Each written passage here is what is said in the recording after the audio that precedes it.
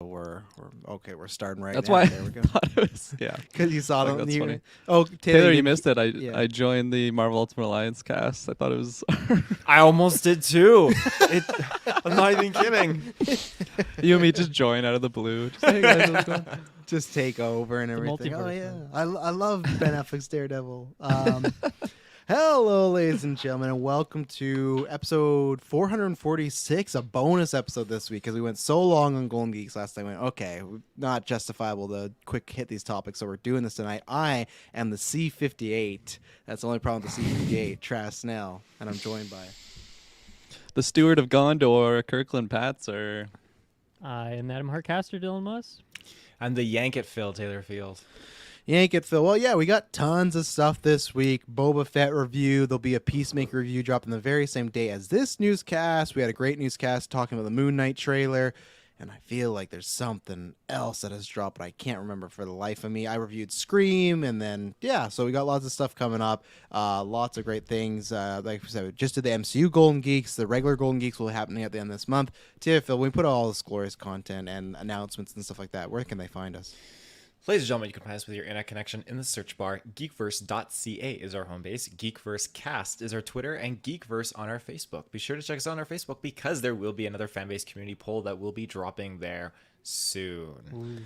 You say soon, but you promised. What was It his could be name? tomorrow. Steven? Could be tonight. What I- do you have the cat? Like, what kind of poll is it? Is that announced or secret? So There's the Smash one is definitely gonna come out this year, but it. Well, I mean, we were Summer thinking is of the like tentative date, right? Yeah, that's roughly line up with some gaming events around that time, and then we were looking at I think it was Harry. starting tomorrow. Don't you know what it is? Maybe that's it's what I'm tomorrow asking. one. There could be tomorrow, could be tonight. The next one that I want to come out, I have not said what it is because it's a guilty pleasure, but I think it's definitely going to be one for the fans. Bionicles. Maybe Dylan Oh, knows me no. actually really well. Oh, no. Wow. That's an amazing pick actually. But yeah, there'll be a Smash one. There's gonna be a Harry Potter one. Are you gonna? The only way to decide. Are you doing one for Jurassic World 3?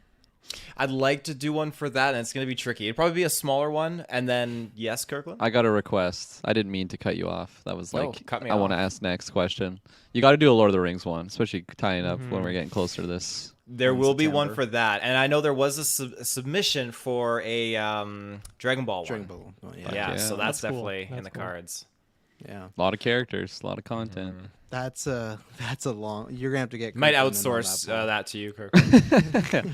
yeah. We'll commission you for it. So, yeah, everything is down below. Our links where to find us: audio, video, the podcast network, the podcast separate feeds, everything, our schedule, the social media, like Taylor said, and most importantly, Patreon, because you get episodes ad free. You're talking about, Harry Potter poll. You could be listening to Harry Potter retrospective right now. That still doesn't release till this summer, but you can listen to it right now. You can listen to the Hobbit retro that me, Dylan, and Taylor did years ago, but Oh it my will be God, the public yeah. soon because later on this year we will do Lord of the Rings because we're going to talk about in a bit that we have an actual date now for the show. So lots of good stuff in there. Most importantly, the more you support that feed, the more you support us, the more content you create, and we appreciate it. You also get ad-free, exclusive, and early episodes, so it's a big old bonus. So yeah, we're going to be doing a newscast. We're talking about the Xbox big purchase. We're talking about E3. We're talking about Lord of the Rings. We're talking about the Batman being a glorious 3 hours. Lots of good things.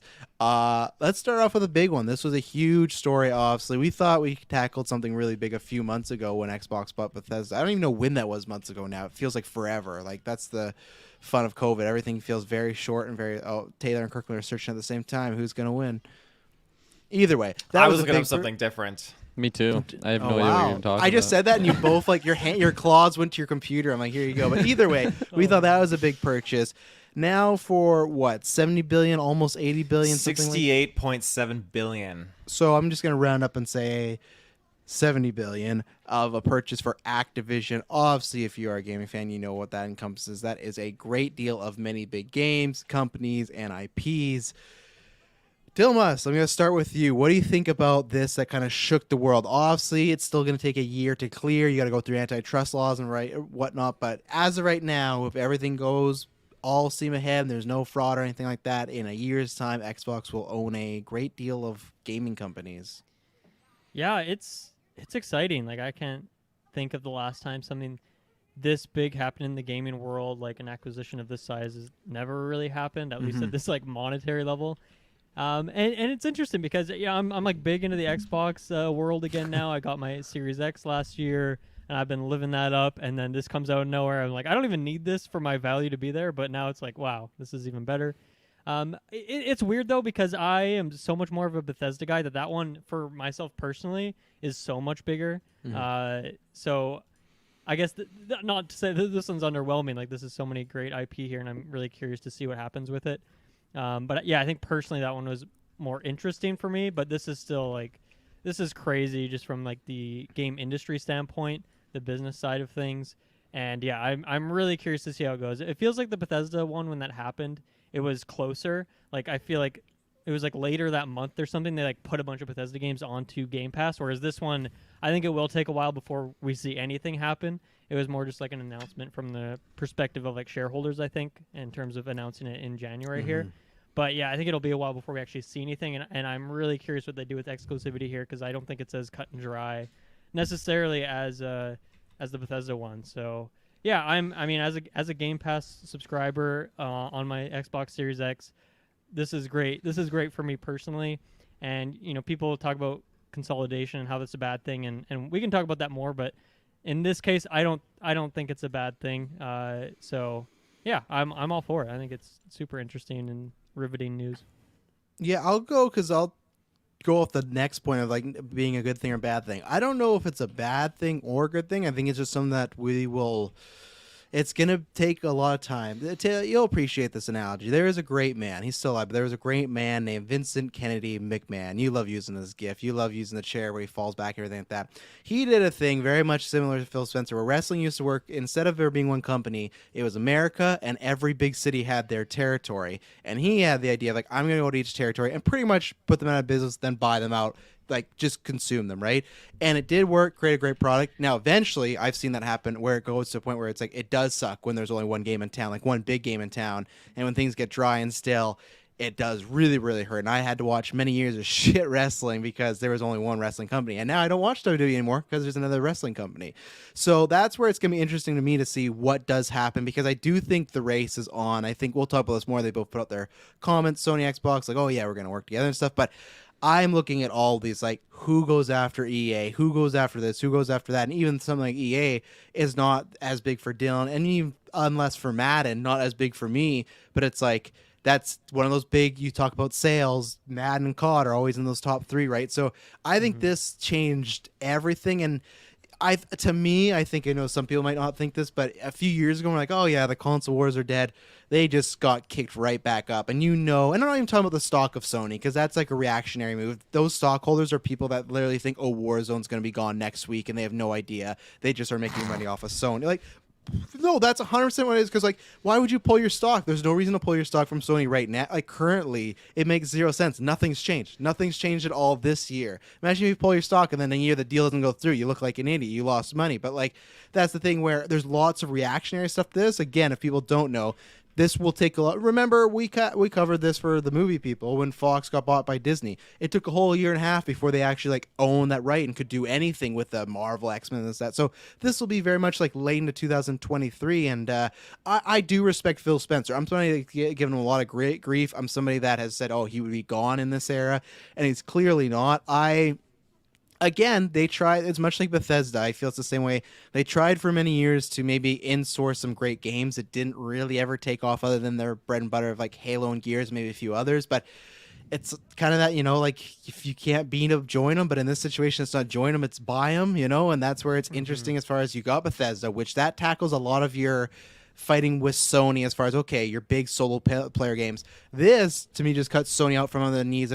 We'll talk about the exclusivity, but if we do live in a world where Call of Duty is lack thereof on PlayStation, PlayStation got shit all for shooters. We talked about that. Kirklin and Taylor brought up Killzone, and I said, oh, it's probably like bottom 10 shooters, and they both called me on it. I made a list, and there's so many other shooters that are still higher than that. So I think it is one that we're going to see the ripple of this for years, and I think Sony buying like little studios here and there, like even Insomniac's not a little one, but I feel like now we're going to see lots of lines drawn, which could be a good thing or could be a bad thing, because we literally could have every gaming development company on one side and one on the other, and it will be, you have to choose. But at the end of the day, that's what we had to do as kids. You had to choose between Xbox, PS2, and GameCube. Like, it goes in cycles. You should be thankful for these last 3 years where everything was pretty copacetic, and now it's just money. So, Kirk and Patzer, I throw it to you because I leave Mr. Xbox last. So, Yeah, it's very, very interesting. I remember just like when all of the bad press with like the hardcore bad press with like the controversial stuff was going on, and I remember just like talking to some buddies at work, and I'm like, I feel like they just gotta like sell the company at a point, but then and like this is honestly probably less than like. Do you remember when that came out? less It than was 6 probably months. murmur. Yeah. Okay. Yeah. Exactly. Like, So you mean not like that the long- It's been like accusations? 2 years or so. It's of, been a like, 2-year it thing, but, trickling like, out. But the yeah, full a few on. months ago in the fall is when it got really bad. Yeah. I think so the remember- lawsuits officially started like the past 6 months of them trying to actually get legal action and stuff like that. So there you go. Like just 6 months ago, I pitched that. I'm like, I feel like they just gotta like sell to just like almost start fresh. But then I was thinking, I'm like, I can't see anyone buying them because it's just such a big company. Like it would have to be an absurd number. Here we are months later. Yeah. They dropped Absurd number. $70 billion on it. It's unfathomable. Like I just can't even imagine what that money really looks like, what it means. No. No. I'm very, very intrigued of just moving forward, like what comes out of Activision Blizzard, and like especially with some of their big IPs, because like I'm not really a Blizzard fan. I'm Chris Balga getting me back. Oh, look Oh, at these no. two. They're getting me back with my wave. Oh, that's good. Sorry, audio listeners, you have no idea what's happening. But I totally lost my train of thought. They completely killed me there. Oh yeah, so like I Tune wasn't in like to a after big- 9. Tune in to So after 9 evil. this Friday, and we'll tell you why Kirkland lost his train of thought. There you Oh go. my So, yeah. Just like with the big Blizzard IPs, whether it's Warcraft, StarCraft hasn't really been talked about for a long time now, but like Overwatch, like those other ones, like I feel like I've just kind of like cleaned my hands and not really worried about that stuff. I'm intrigued of what happens to those type of IPs moving forward under the Xbox blanket, and just I'm hoping some really awesome innovation. They bring in just new heads that like want to push it in a different direction. I have friends that are hardcore World of Warcraft fans that like have been playing since they were like probably 10 years old, and like they're still playing, but they like are mad that they're still playing because like there's no innovation in this game like compared to other MMOs. Like it's just so flat, and it's just so I don't even, not a good word, but like just it's not advancing properly to like what the MMO genre should be doing. So I'm really, really hopeful that they have like some good innovation just with like a big buy like this. Like this is a huge, huge thing. I can't imagine what the ripple is. Call of Duty's forever going to be on PlayStation. And Oh my leave it at god, that. oh, that's gonna be interesting. I'm excited to talk about that. Yeah. And I will mention, because Kirkland, you completely brought up. I think to me it's not shocking. Like, oh yeah, them in this company. It was the fact of all these allegations is getting worse and worse. It's in the public eye. People have been going on strikes. People have been calling for people's heads to step down and stuff. The fact that it happened now, it's pretty crazy. And when you talk about like what's gonna happen with the leadership, they can't do anything right now. But in a year's time, all that leadership will be gone. I guarantee you. They will clean house. They will. Unfortunately, those people will all get very nice paydays to walk away and just say that they left in good terms. But still, they will leave. Xbox, like even Nintendo, came out of their bush to be like, yeah, we don't support these companies' actions. And Nintendo usually stays don't say away from anything. Yeah, they don't say anything. They're just like, hey, Kirby, you like this game? Well, it's coming this fall. So all these people that people want gone, they will be gone. So. Taylor Field, obviously, you've been here in the trenches. You've been here, the lowest of the lows, I feel like, with Xbox, and now, Games Pass has been big. We jumped ship, Travis. We left when things got bad. But, yeah. Taylor was there the whole time. What's that saying? Like, if you're not there for my worst, you don't deserve me at your best. And I deserve Xbox at its best. So I'll say I'm so excited for this. Well, this is what I'll ask you, Taylor, just for a base start, and then you can go on what you feel. So you have like Game Pass that happened, Bethesda, and then this. Obviously, it's not all about console sales, but they've been still pretty far behind Switch and PlayStation. Is this something like what does this do for Xbox's future with this big purchase? Like, is it something that will cause a huge kind of trend for them to maybe uptick in business wise? Obviously, they don't need that much help as they just spent $70 billion, but still, just the Xbox band, not so much Microsoft. So, just in the Xbox front, I'm just going to put it out there, get it out of the way. Can this eventually lead to just the whole monopoly stale, stagnant kind of thing. It certainly can. That's a given. But that being said, we're seeing Xbox assimilate so many little like development companies and all these different publishers. Well, some little indie ones that they were really focusing on and emphasizing on. Then now a whole bunch of bigger ones too. And I think it's powerful because you have so many creative characters and individuals all coming together that maybe you have individuals who are working on a Spyro game, and then they're like, hey, we'll bring you guys over to like Elder Scrolls 6 or whatever, or something like Elder Scrolls 5, like whatever, like who knows. It's just the amount of cross collaboration that's going to come out of this is just absolutely mind-boggling, and I'm so excited to see these studios just working hand in hand with each other and what they're going to be pumping out of the mill. And not only that, when you have companies that obviously know their brand inside and out and are putting out content for, you know, like a Warcraft or Call of Duty or something like that, but to now have that shifted into like fresh eyes and what this new perspective spin is going to get, like I am like ecstatic to see what Xbox would do, you know, with a Call of Duty, like what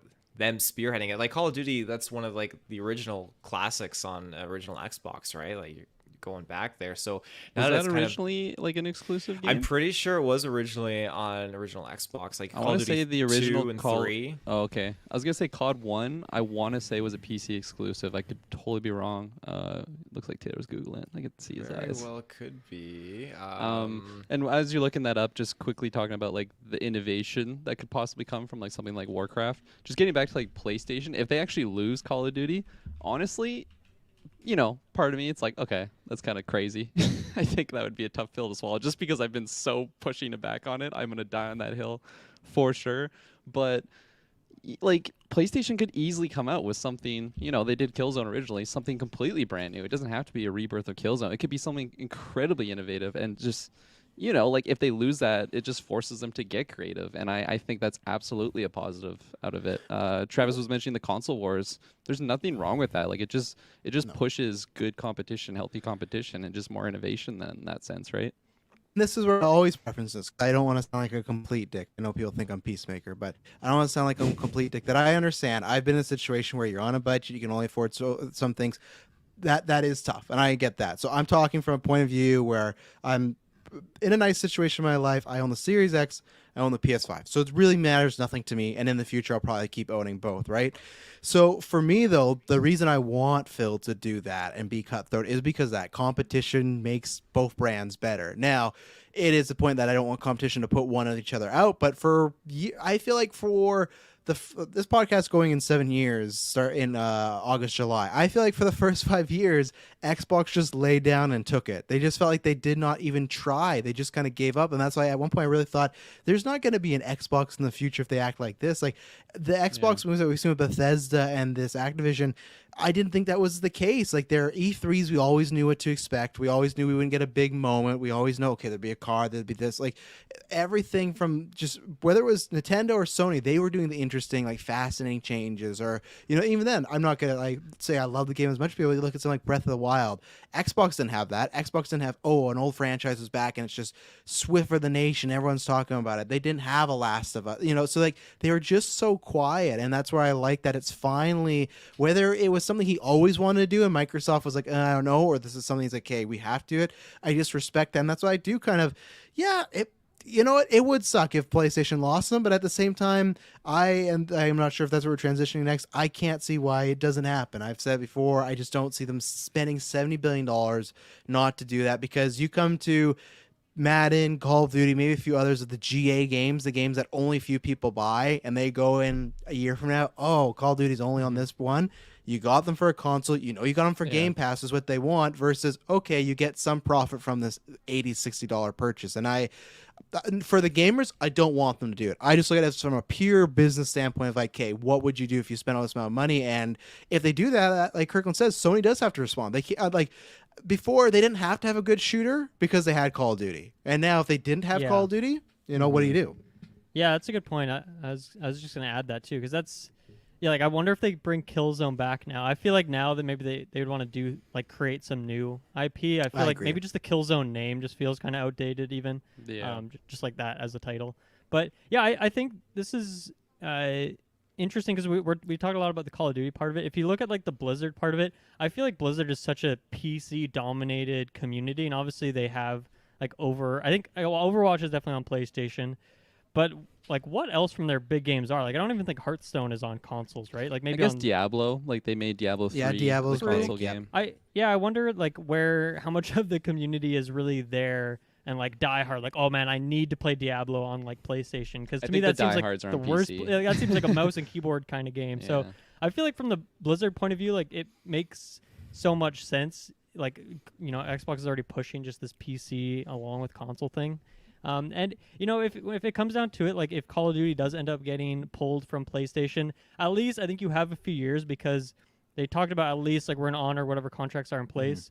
I don't know how that stuff works behind the scenes, but you know, they're always making like at least like 3 Call of Duty games at a time between those different studios. So I'm sure some of those things are kind of signed on for a few years. So like maybe even for the rest of this console generation, you still have Call of Duty appearing on, you know, PlayStation, and that's a long time to like make your switch over. And the great thing too with what Xbox is doing is they have a lot of entry points for you to come in. You know, you can play games on PC. You can get their console. If you want a cheaper console that's the same price or even lower than the newer Switch, you know, the cheapest console on the market, go grab the Series S. You can jump in and play that stuff. And then even like with the cloud stuff, you don't even need anything.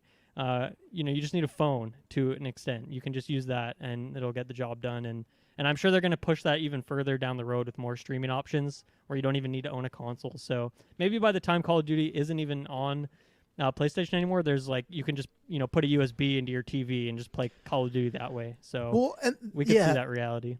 I agree with you 100% because people have talked about them, like there's been rumors of them trying to work on even like a smart TV app, right? You get a remote, you plug it in, and or whatever, you wire it up. Yeah. I think the same meat in the middle is, hey, we are going to take Xbox, but we would let you have the Game Pass app on PlayStation. I think that is a middle ground I think they've been wanting that for years. Yes.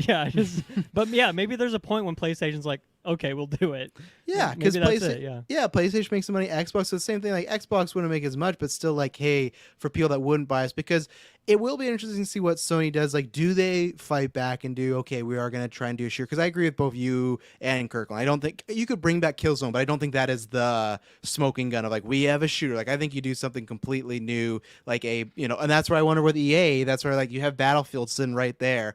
Battlefield, obviously, tons of problems right now. Didn't have the same, but you could easily, if Sony bought that and really wanted to, hey, we want to spearhead this, make that something maybe special or competitor. So they could go that route. And that's why to me, all eyes are on EA with Madden and Battlefield. Like I'm very curious to see what happens there, but I think that you're right where when I say, oh yeah, in 2024, 25, COD will be gone. No, Activision could have easily signed some 10-year contract with Sony and it could be until a decade from now. I just do think the words, and Kirkland had brought this up when the day happened, we were talking about when you said like, oh, Bethesda and Call of Duty, very different. And it is, but just for me, it was like they're using that same terminology of like, oh, the pre-existing, the what has been set in stone. But then we kind of thought like, what's going on with Starfield? And then right when they had their chance, that's exclusive, you know? And that's where I wonder, I do think they will do it, and I think it will make games very interesting. But again, I think that middle ground of having to put Game Pass on the PlayStation is a very, very realistic possibility of like a meet in the middle, you know? And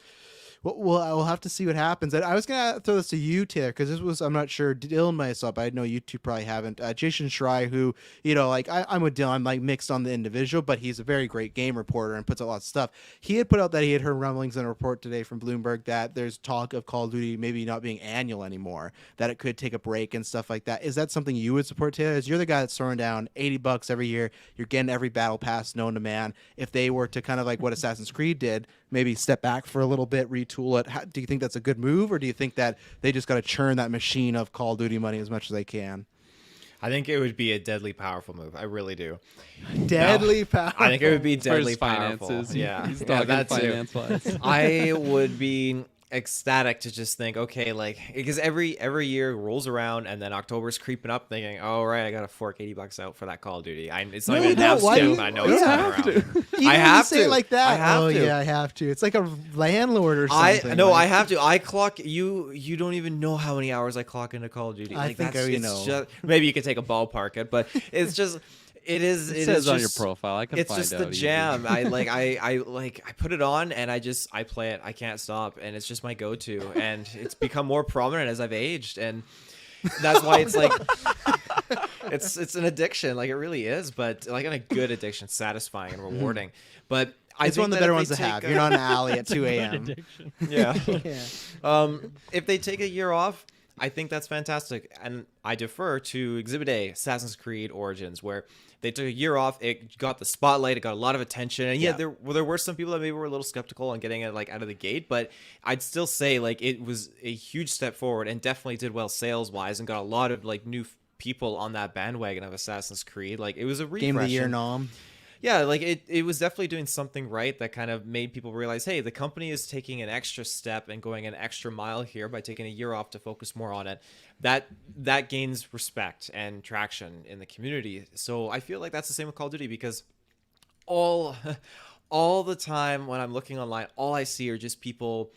Modern Warfare was one thing. When 2019's Modern Warfare came out, people really were liking that and digging it. It was great. Warzone came out. It was great, like reception. Then it started to kind of go a little bit sideways, and it was some negative stuff hitting that. Then Cold War came out, and the wheel was kind of going a little bit backwards, more negative stuff with Warzone.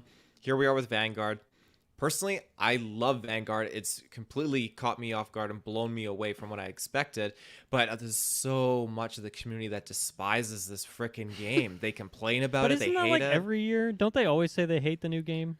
It is definitely like a And then traditional eventually, thing. like 3 months later, they're like, "Oh yeah, this is my new Call of Duty, and it's the best game ever." That's what I would think, but Battle Pass, you know. ever since like 2019 Modern Warfare, that I feel like that did something for the community, especially for people that were fans of those original Modern Warfares. It was such a genuinely fantastic game.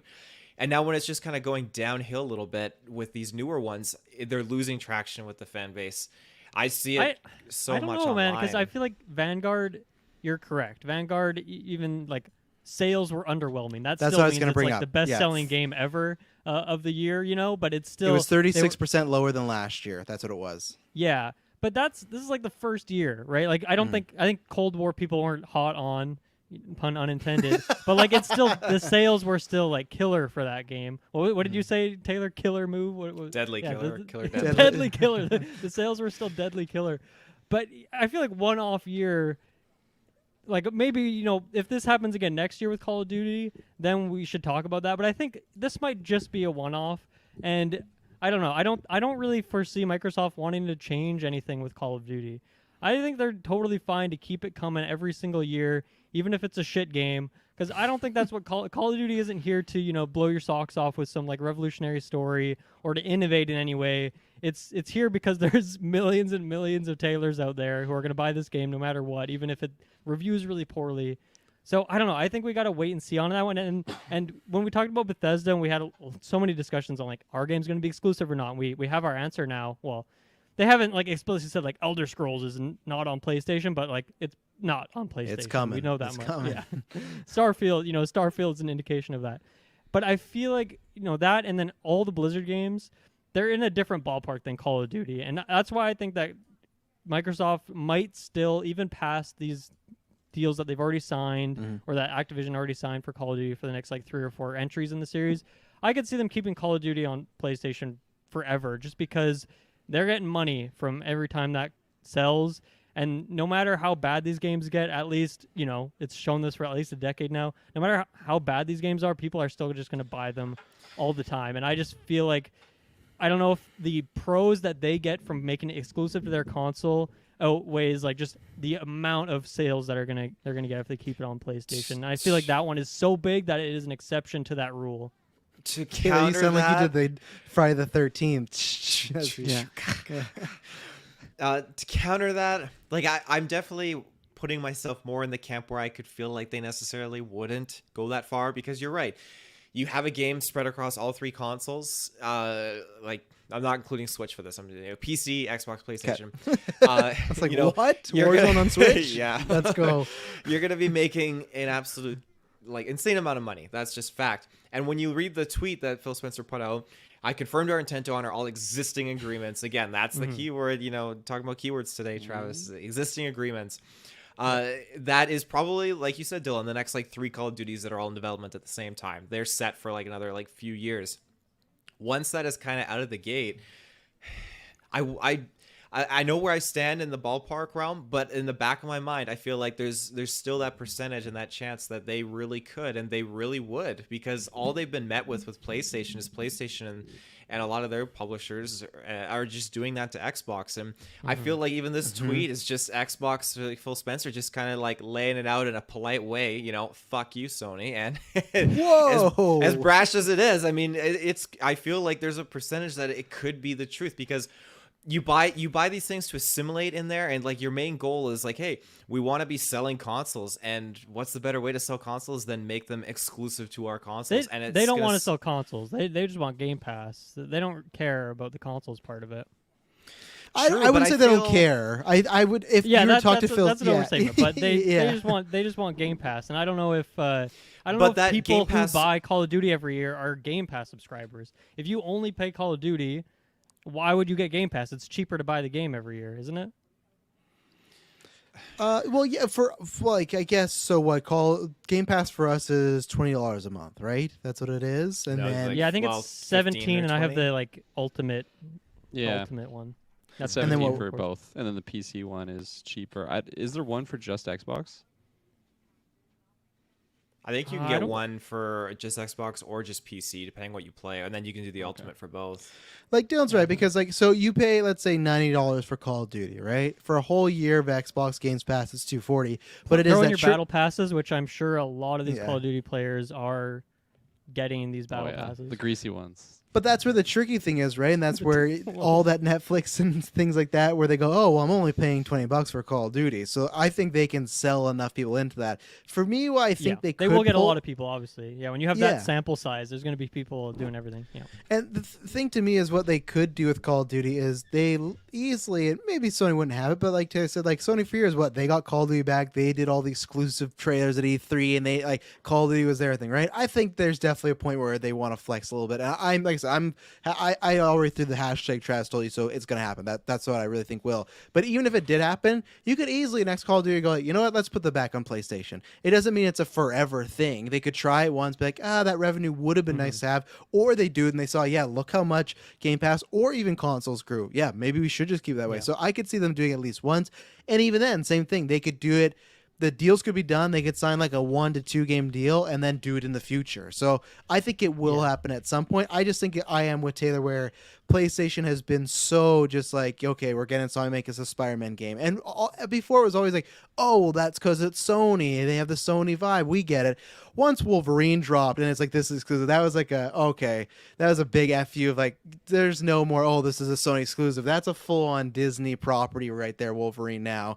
And that's an exclusive thing. And if there was some budging on things like that, then I could see that, oh, yeah, maybe some talking, but I don't think there will. I think Sony will stay in its camp and Call of Duty will stay in its camp. One thing I want to say before I forgot, when Taylor's talking about like annualization and like you and Dylan were going back and forth, I think the only advantage that they do have of where they could take a break is before, or like until 2019, they didn't have Warzone. So you technically can always have a team working on Warzone, doing big events, doing big guns, battle passes, while you wait for the next Call of Duty, because you know they'll make money that way. So that's a good thing. Like, they could make money off of Warzone easily. They could even do something like, oh, Warzone will be on PlayStation, but that might cost you $10. Where on Xbox it's free or something like that, right? That's like, a good point. Yeah. they could do like stuff like that to justify it. So I think if Warzone didn't exist, I'm with Dylan where they could churn it out. But I think, and maybe they will get back to the churn cycle, because even look at Assassin's Creed, they took a break, but then they right away went like 1, 2, 3 games, and it's like, okay, they're kind of getting back to system. I could see after the purchase them take a little break and then get back to the churn, but maybe like a skip one generation. But again, like Dylan says, you got your Taylors in the world, and you have the people, like I said, that buy 3 games. Call of Duty is the brand. Call of Duty, I feel like, is one of those games, anybody that buys a new console, they're going to pick up probably a Call of Duty because they've played it before. It's basic. Not basic, but you know what I mean? Like, it's a run, shoot, throw a grenade. People know how to do that. They'll have some fun with their boys or girls. Taylor Field, you're going to answer this question after this first ad break. Kirklin, write that down. Write that down. I got it. And we're back. So Taylor Field, what do you got to say?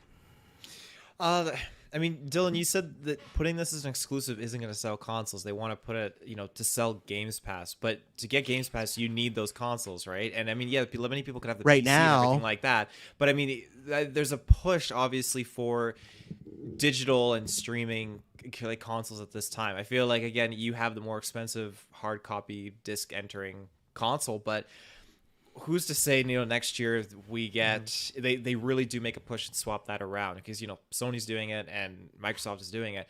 I wouldn't be surprised if that's the general direction they go. And that I feel like, will Call of Duty be a game that could actually be the one to like be pushing those consoles to sell? Not on its own, but it would make a huge dent in it, I feel like, because there's so many streamers that rely on Call of Duty as a big source of income. Again, whether it's PC or Xbox, like they're still going to be making sure they can indulge in it, right? I think you still get your Jimmy Juniors. The parents still be like, my son likes Call of Duty. I can only play Call of Duty on this. Here you go. I just think in like a few years when we're actually seeing like when this would actually be important, I feel like Xbox by that time might have another solution where you don't need to have a console. Obviously, it's probably still need like a halfway decent PC to be able to play like the new Call of Duty game. But yeah, I think streaming options like that would be the first game that they would want there, so that they can. It would, and it's. So I mean, even then you have like your Call of Duty mobile and stuff, and Warzone supposedly coming to mobile as well on phones. But like the whole cloud series, like the cloud xCloud thing, like it definitely. I hope they keep pushing it and getting it better. Like I was with Ruben, and Ruben was trying to play like Halo Infinite on his phone, and it was extremely brutal, but he could do it. Yeah, I mean, depending on where you are, if you have sick internet, it can be pretty good from what I've heard. But even like that's one thing about this deal too is COD Mobile is huge, and now they have that too that they can incorporate with their streaming service in some way. And Candy Crush, like Candy Crush is not some game of the year like Naughty Dog kind of game, but that game is fucking huge on mobile platforms. So maybe they kind of have like some more infrastructure now for that kind of thing.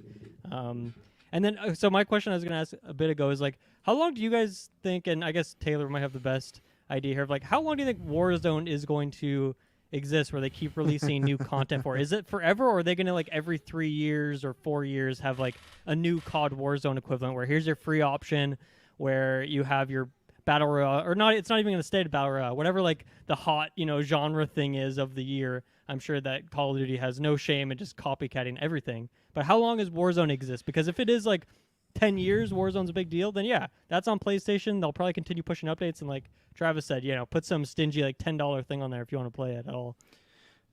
Like before purchase, I think it was we're going to go Warzone as long as possible. And then if we ever do an update, sure. But the big updates, new guns, easily do that. Now, I think it all depends what Xbox wants to do, because they could cut the legs. I'd be like, okay, this is Warzone, but Warzone 2 comes out 2027, and that is an Xbox exclusive. I think it all depends their mindset. If they want to share, even if it's the Game Pass on PlayStation, or you got to pay $10 to play it on PlayStation, then I see them just, okay, Warzone's going to go on for a while. But for contract reasons, if they do want to be like, hey, we want to create an entirely new Warzone for just Xbox, and that's where you want to be on PC or Xbox to drop with the boys, get those wins, work on the KD. There'll be a Wars. It won't be 2. They won't call it 2, but it'll, something Vanguard, right? They'll call it Warzone Vanguard. But no, I think it all depends on what they do. So I could see a second version easily dropping in the next decade. Yeah, that's a good point. And I think in terms of the exclusivity argument, like for me, every other IP that they just acquired, easily Xbox exclusive, no conversation. I just think COD is in its own stratosphere, and maybe there's like some strategies there that Xbox could play with. But I think everything else, the Blizzard stuff, the Tony Hawks, the Guitar Heroes, if they ever bring that back, that's stuff exclusive without a question. Yeah, dude, Crash and Spyro are our Xbox properties. That is a wild thought to me. That is super wild. Well, and like all I was going to say on Dylan's point there is I feel he's 100% right. Call of Duty to me is the only one that warrants the sit-down conversation of days worth of what do we do with this. The rest of them are easy. Like Warcraft works on its own. I agree with everyone else. They will find a way to get Warcraft to the console. I really do think they will find some sort of version or something, because they'll just try it. It's a new way to milk it. There's people like myself that don't want to play Warcraft, but there's people that like, oh, I always wanted to try it out. But I think Call of Duty is the one that facilitates, they're not losing sleep over Spyro, and like, should we not let PlayStation have Spyro? Like, no, we're gonna take Spyro, so Taylor, go ahead. Well, just what you were touching upon about, getting like a Warzone 2 and everything like that, the longevity and the lifespan of Warzone itself. I have a hunch, and I just feel like we're going to have it kick around for one more Call of Duty update. Because if the rumors are true and we get that new Modern Warfare 2, the sequel to the 2019 version, I feel like that'll be like the ace in the hole, and that'll kind of be where they kind of close it out on.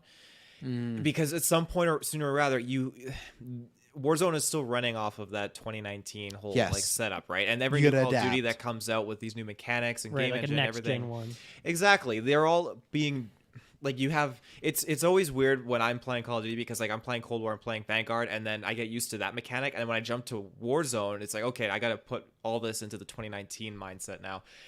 That's got to be updated and upgraded. So I think the Warzone 2 is within an extremely plausible realm of possibility, and it being exclusive to Xbox, that's bold. And I know that we're definitely in an age where, and you mentioned this, Travis, where enjoy the last 3 years, it was this blissful like cross-platform playing environment. Well, what do they? But if Warzone 2 is presumably free, so how does that work with Game Pass then? Because it's not really a Game Pass game, or do you think they do charge for it? And like, well, Game Pass is how you get it for free, but does that work for them, do you think, if they go down that road? I think it would just be a game you get on the Xbox store, the Microsoft store, and then the base game would be on your Games Pass. So that's, you get all the multiplayer campaign, everything like that. Okay, so they can still justify. And yeah, maybe if you have Game Pass, you also get some additional skins and stuff like that too. Probably. Oh yeah. Yeah. The Kurt skin. Yeah. The Kurt skin. I'm Talk about get me to buy an Xbox. He's already right pre-ordered it. What about you, Kirkland? What have you thought about this? Yeah, I know you guys are throwing out some really interesting ideas. One idea that's bouncing around my head is if they just make like a Warzone a Game Pass thing, and then maybe if you have Xbox, it's Game Pass is like, I don't want to say it's free because you get so much from Game Pass, but like if they have some incentive to like really like almost make Game Pass like possibly accessible to like PlayStation users, but there it's like fucking ramped up in price or something, or just not free. Like if in some weird world it gets just free on Xbox, maybe it's, I don't know, attached to their online thing, and it's just like way cheaper and way easier if you have a console there. But then also that gets you, these Microsoft or sorry, yeah, I guess they are Microsoft now, but like Blizzard, Activision type titles. That's an idea that's kind of bouncing around my head, but I just think the logistics of that is just so wonky, and it wouldn't work. But I also didn't think anyone would buy Blizzard, Activision. Yeah. Here we are talking about it. So Yeah. it's a really weird world we're now living in. But I think I'm still just standing on that same hill where it's just so hard for me to picture Call of Duty leaving like just the wide spread that it's on of being accessible to just so many different consoles, not Nintendo. But Travis, what you're saying there of like we have a second Warzone or something like that, and like that is the Xbox One, or maybe even just they try Call of Duty on a single Xbox, and like that is such a good like testing platform for Xbox of just seeing like because there you have the numbers, like okay, we know that nobody on PlayStation has access to this.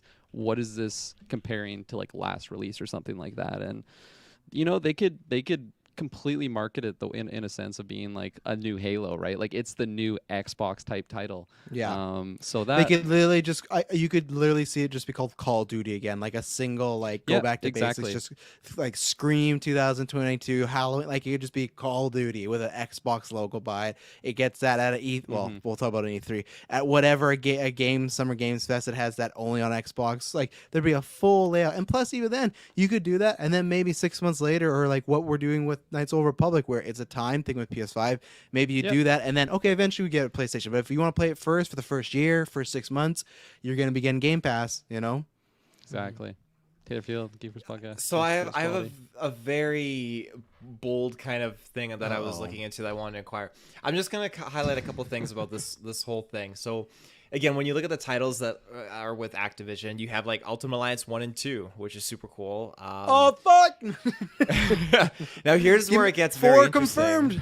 I don't think that Xbox owns those, though. Those are like in IP hell. I don't think those are ever coming back. I just shouted them out just because. But there's a lot of other really unique titles that are in here. Fuck. But specifically now, when you look at Spider-Man games, again, you have a long list of Spider-Man titles that are Activision titles.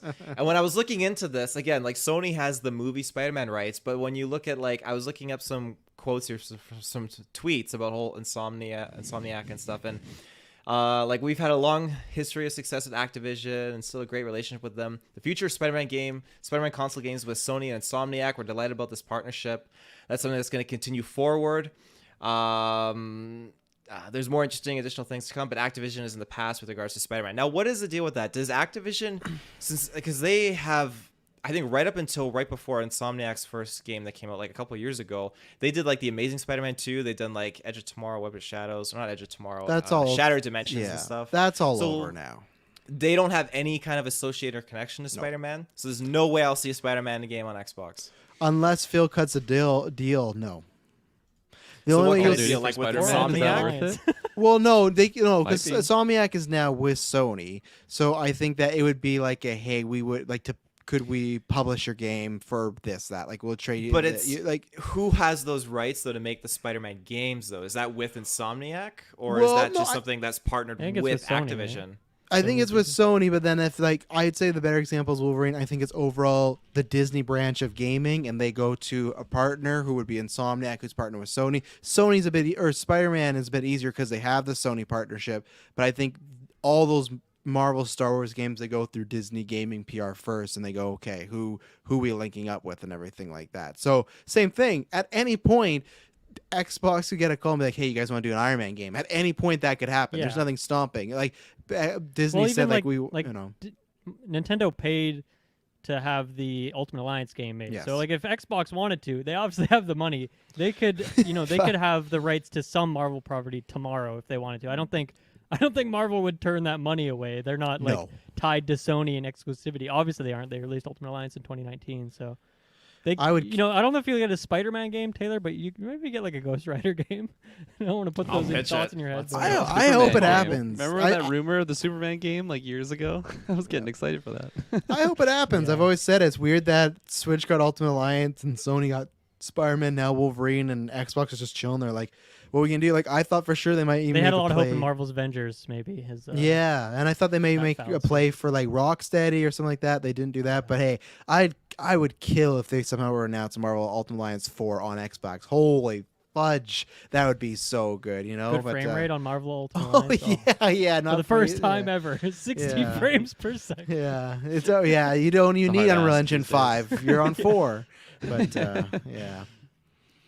That'd be great. Anything else on this? Obviously, it's going to be a big Yeah. topic for months to come. There's going to be more press conferences or statements. I can't even imagine like the paperwork and like the amount of people that are just involved in a transaction like this, like all the legal teams and everything. Many are accountants. Just You know, I we can't- just had a meeting before this about business, and that was a lot of like, oh, what's going on? I couldn't even imagine. Couldn't these even these imagine. boardrooms right Yeah. now. these and types of everything like numbers that. that are getting Yeah. thrown. But you know, Full it is centimeters of stuff. it is impressive that this didn't leak at all. Not even a Yeah. murmuring Yeah. of them trying to buy them. That it's just so funny. Like in the gaming, movie, TV industry, like what leaks and what doesn't. You know, like you have like this even for like movie example, Toby and Andrew, everywhere it leaks. Mark Hamill in Mando season 2, not a fucking peep. No one in the world knew about that. And so it's just so funny that you would have thought somebody would have got their hooks between all the lawyers, between all the press, PR. Someone would have thought, hey, I've heard some sort of Yeah. mumble, like nothing. No, it just that's why it was so shocking. It was just like There's a boom. probably there it because is. there's think- such a like. Oh, go ahead. I think that's why this is so early. Like this is Yes. like this like just happened, and if they waited a few months before they could actually say like, and Blizzard games are coming to Game Pass tomorrow, then it's like then they're risking stuff. But I think they did it so freaking early on. Like this doesn't take effect until like next fiscal year. Like this is so Yeah. early. I think that's maybe the only reason why it didn't. I suspect like even everything that's going on with like unfortunately the negative stuff with like Blizzard and Activision too. Like there's I feel like there's just a extra like zoomed in spotlight on a lot of people right now in these games, especially in that gaming company. So when you have something like a deal like this going on, you're probably really scrutinizing who's aware of this information, who is like kind of on the inside of everything. So extra security. To answer your question, Kirklin, at the beginning. I was slightly wrong here. Call of Duty released on October 29, 2003. It was on Windows PC, Mac, Xbox 360, and PS3. And even the N-Gage. I don't know what an N-Gage is.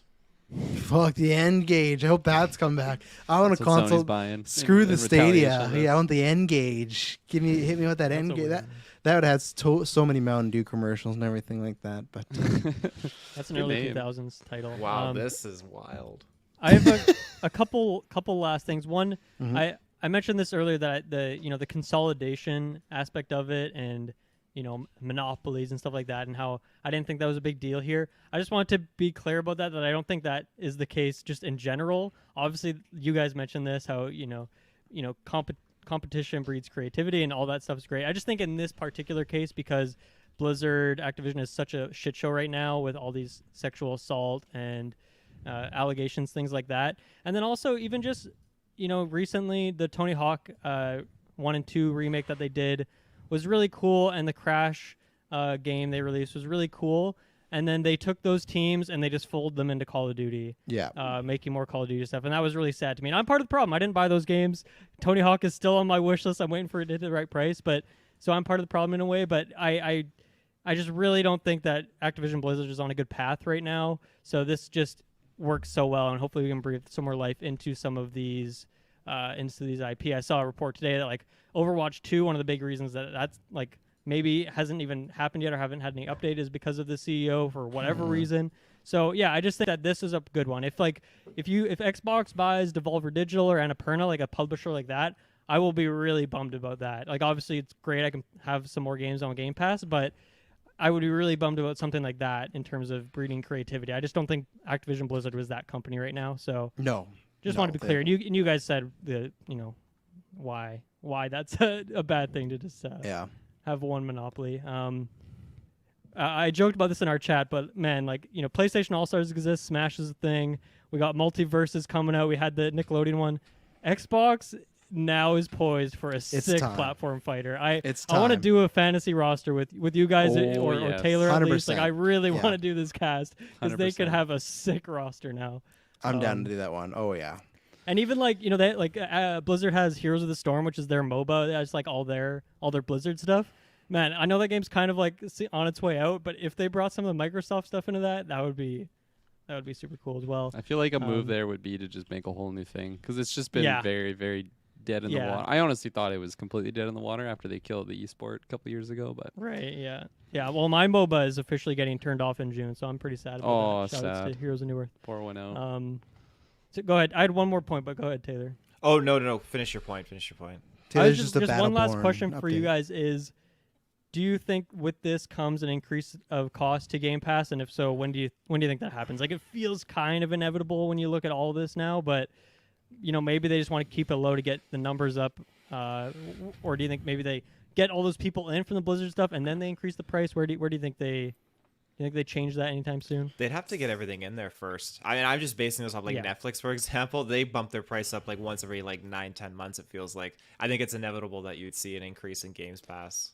I'll say in the next 3 years it'll go up by $5. I don't know when, but within three. Yeah, I think in 3 years. But I could even be at the tail end that, like Taylor said, when everything's included, and if you literally get Call of Duty day one, whether that's Warzone 2 and the new Call of Duty Modern Future Warzone, and it's all in Games Pass. That warrants an extra $5. It really does. And people, they may bitch and whine, but it's like, again, true.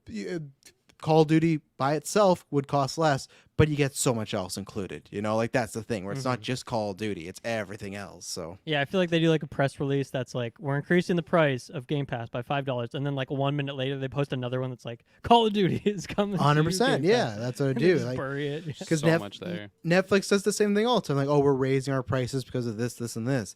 This year they're raising their price because they're starting to get not their butt kicks, but they in their press release today put it like, oh, all the other apps coming out are really hurting our growth. It's like, well, yeah, there's a lot of fucking apps out there, but Xbox, yeah, sure, Spartacus is something being in the work with PlayStation right now, but this is a big kick below the belt. So that's where it's like, to me, like things like 2K, to me, if for some reason Call of Duty does say, hey, it's exclusive, we don't give a shit, we're not giving Sony anything, what Sony has to, and I don't think they would even go for it, but what Sony has to do, they got to go for the juggler and they got to go for Rockstar.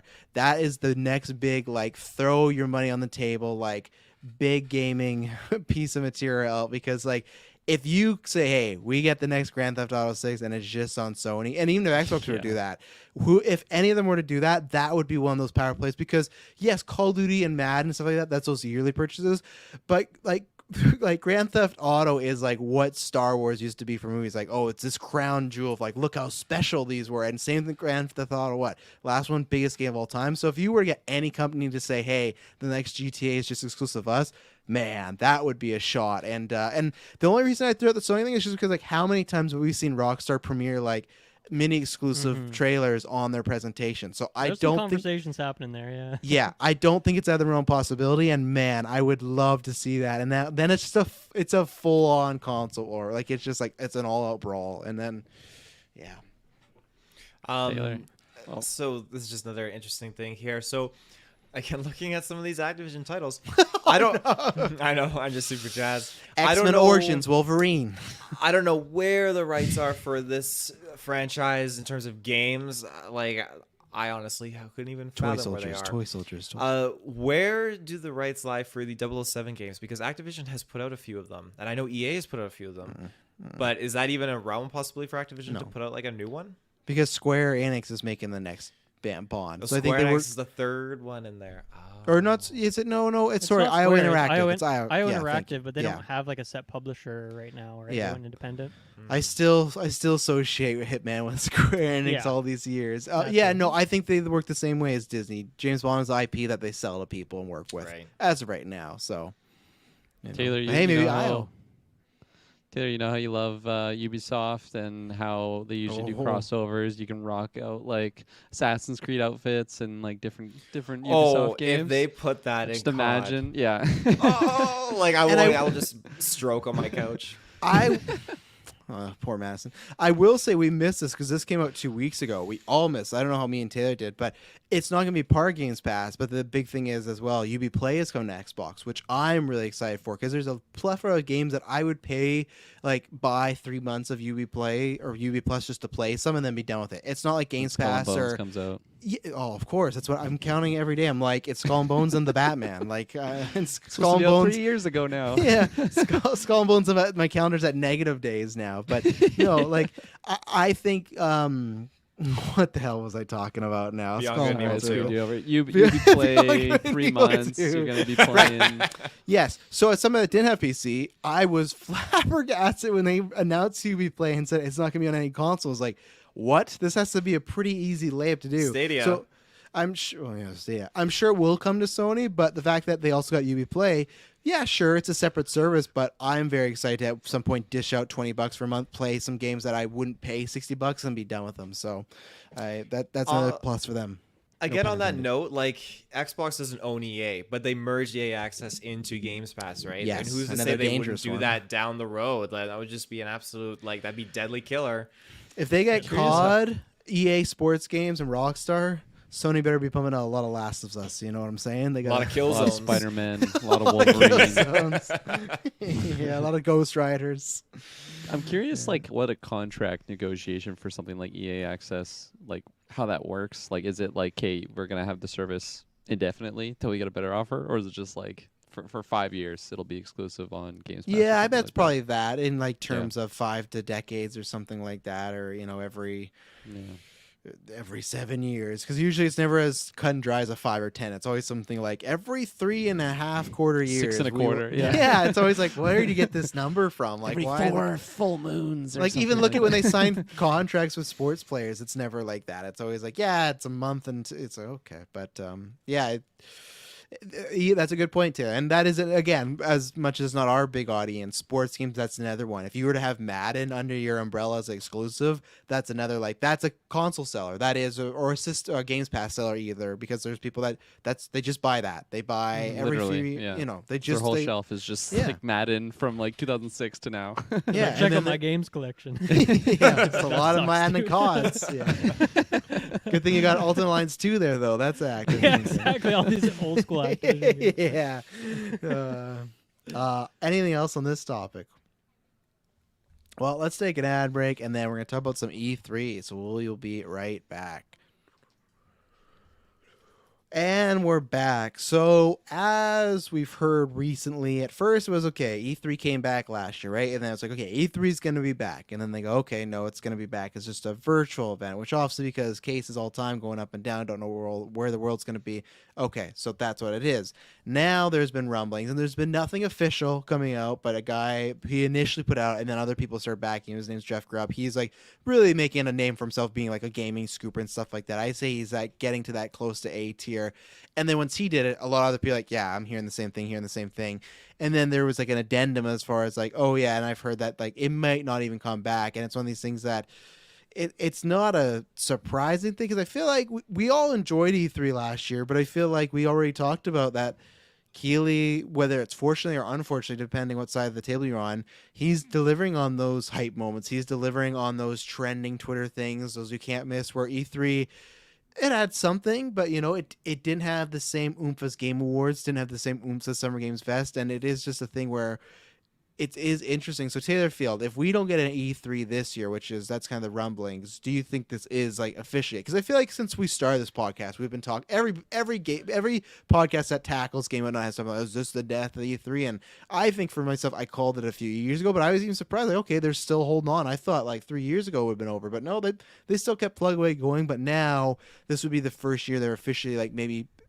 Okay, I shouldn't say officially, but rumored to be missing the year entirely with nothing whatsoever. What do you take about that, and what do you take for the future? Well, when you have these heavy hitters that are pulling from your conference and doing their own shows, that's massive. So it definitely seemed like they were on a downward trend. When it popped in last year, I thought, okay, like this is interesting. It feels like kind of like a breath of fresh air. They're kind of adapting with the times and going into like a whole. Again, we've always watched it through streaming anyways, but it just seemed like it was a much more dedicated show catered to streaming. So I thought this was going to be a great turnaround and we can just keep running with this. But like, I understand like certain limitations. Again, you're dealing with the whole like COVID scenario and everything like that. It can be problematic. So I feel like if there was a lot of support and a lot of money that was kind of rallied and invested into this, they could get away with it by doing something along the lines of like DC fandom, where you have like one person in literally a green room just with massive screens behind them, just kind of leading the charge, leading the show. And then everyone else just kind of pops on different screens to do their presentations and stuff like that. It's expensive. And I can understand when you have your Sony and your other major heavy hitters pulling out, it kind of pulls that away and you lose the funding to kind of emphasize and invest in these sorts of things, unlike a DC fandom, which is backed by Warner Brothers and everything. So it's savage and brutal, but such a nostalgic event that's very dear to my heart, that's kind of coming, which feels like to a close now, especially with these rumors. I would like to see it, I don't want to see it limp and just kind of like slowly die and decay. I'd like to see it kind of like stick around. But if I get one more year out of E3, I'd be very happy with it. I'd say we make it a damn good GeekVerse E3 if it's the last one. But if they do shut it down, it's just going to let everyone else kind of go off on their own. Ubisoft's going to do their Just Dance routines on their own live show, and they don't have to worry about doing it at E3 anymore. So, yeah. Yeah. I think we'll see something more from that. I don't know if we'll see like the same extent to what we are used to from A3, but I feel like, I don't know if they're smart, which sometimes it feels like maybe they aren't the smartest company. Just look at some of the stuff Jeff Keighley's doing. Look at some of the numbers you get if you pair it up with like big streamers and stuff like that to make your thing less exclusive and like get other people to restream it and do things like that. I feel like they could make a name for themselves and actually like continue on for a while. Then it becomes like, well, what is the point of these guys anymore? But I don't know, that name is still recognizable and people are still into it. And then, I guess to me, it's just like, where is COVID in a year from now? Because I could see if there's like a point where like people are actually comfortable again going to events like that. I think if the timing works out and E3 does announce that they're doing like an in-person thing and people would be like very happy and safe feeling to do that, I think that could be like, I don't know, a big thing for them. Like I think people would go to that, and maybe they still incorporate the online element too, and don't really just like only go into one of these things. And I could see a future for them. I guess it doesn't seem that great right now, and what they did have some statement that they're like not doing it, but they didn't really have any more information. Is that correct? It just Yeah, feels it like was very whatever vague. they said is like they're like mumbling. It feels like we don't really know yet. So. It's like in the movie when someone's held hostage and they're trying to like give you a sign on the phone that they are, but they don't say anything. They're just like, yeah, I'm not feeling the Yeah. greatest. And then the person on the phone's like, you okay? And yeah. they're not okay. I mean, What'd you eat? Yeah. Oh, I ate a gun sandwich. Oh, why'd you eat that? Yeah. That'd be cool. We've been having this conversation for years, and I've always Yeah. been very optimistic that E3 is going Yeah. to come back and do stuff. And I've lost that fervor. I'm not feeling that way anymore. I don't think I think we'll see something more from the ESA, the company, and to some extent. I don't know if it'll be good or anything that we care about. I don't think we saw their last presentation last year, but.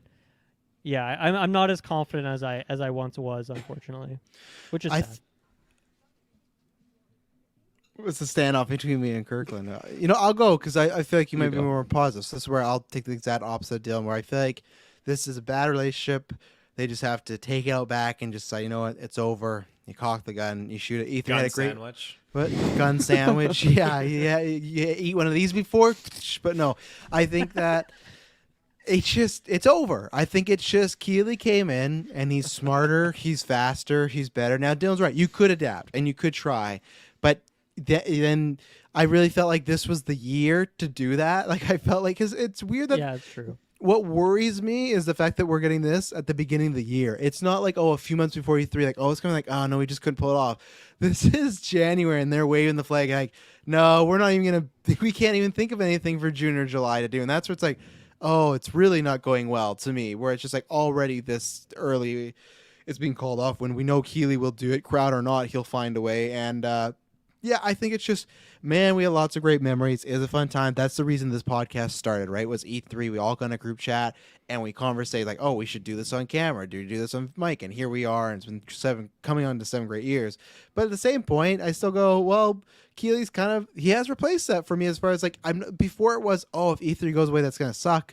It will suck, but at least like he is doing that. It is those hype moments, whether it's the awards or some Games Fest where it is, and I feel like he's found a better way where we've always talked about before. His shows always showcase kind of something for everybody, indie titles, racing, sports games, but doesn't have that E3 where it's like, here's 15 minutes of like Forza, and we're sit here to watch this and people don't care. And with that, I think he has such a good pacing, whether it's him and his team. And yeah, I think it's time to maybe put it out of its misery. Would I love to come back? Sure, because there's more, but also it's just like, I feel like the momentum of people just wanting to do, if they're not going to do their own thing, like Taylor's talking about, then they're going to want to do something with Jeff. I feel like that's the thing, and I feel like Jeff's completely taken that from him. But it's not like I feel bad because that guy's worked hard. That guy promotes him and his shows like his ass off. All that guy's a hard worker, and I respect his hustle. Where I feel like E3 almost just thought like, oh, we'll always have this because we're E3, and they kind of got They got trounced. comfy. So yeah, so Kirkland. Yeah, I mean Taylor totally nailed it like earlier when he was saying of like it's such a nostalgia thing. Like I remember being in like my public library in like elementary school and just like reading the E3 like magazine and just like Oh, yeah. like what was shown off this year. And just like it was such a exciting time like when you get close to E3, like what are they going to show this year, right? Because that was the only thing. Now it's not the only thing. And like I feel like they, like what you said, Travis, like they kind of got, or I guess I said it, but what you were trying to say was they got comfy and they just felt like they could just I sit on can't their podcast now. What I was trying to say. No. They thought they were just, like resistant to gun sandwiches, and now they're just getting one handed to them. Deadly It- killers, it's- those gun sandwiches. But like, I think as like a consumer of that type of content, it's not a bad thing because it just allows us to get something better, like what Keeley's doing with his own shows. And I don't even think Keeley's going to be the final product. Like I think people are just going to be, expanding, getting more creative with these types of things. But yeah, it's still a weird pill to swallow because, like Travis said, like this is why we started the podcast, was just to talk about E3 and these things. So it'll be a weird thing, but at the same time, I think I like it makes sense that it's just going to be passing away from our memory. But still be sad, but yeah. We'll go back and review the old ones. That's what we'll do. We'll Yeah, sit down. I'm We'll not start going to the- get like my most awkward like E3 montage of like 2000 whatever, like those types of Ridge, YouTube right? videos. Go back Yeah. to I'm your not getting school the same one. library. Hey, My I used to magazine. go here.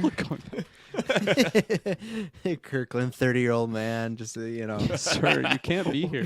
Yeah, but I'm looking for the E3 magazine. What's E3? You want a gun What's a sandwich? Yeah. But I feel like, yeah, we can go back. We'll pretend like it's the first time seeing the E3s. We'll watch them all, have a good time, but yeah, it's we'll see what happens. Maybe it's not dead yet, but it's definitely there's a grave dug for it. I'll say It's that. in its old age. Yeah, there's a spot. Now, does it kick out? We'll see. But anything else on E3? Was there anything else gaming wise you guys had to shout out gaming news wise? Taylor, Star Wars Lego officially April 5th. That's exciting, right? It's looking good for my draft. I feel very happy about that. Yeah, that is Dude, good. that Yeah. trailer was sick. I was That gonna game say, actually looks I missed amazing. that. It was 6 minutes. I didn't get a chance to watch it. Was it cool? Like, people just said lots of cool features and stuff like that. Oh, it's like when you think it's gone in depth, it's gone even more in depth with another layer. Like it's They blowing went my above mind. and beyond. I'm Oh, pretty yeah. impressed, which Okay. I've never said for a Lego game before. Like Yeah. they went hard. It looks like a fully new thing. They didn't just like up-res the old levels. Like they That's completely awesome. built this game from scratch. It's great. Looks awesome. I saw they had I just one screenshot that I'd seen was like the menu and how you can like just set all the voices to just mumbles. Like all Yeah, the old that's Lego hilarious. games. Yeah. Yeah, and I'm gonna have to watch this trailer because I've heard nothing but praise for it. And it just came on the middle of work. It was like nearly 7 minutes. Like, I don't know if I'll get around to that, but it was, yeah, that's that.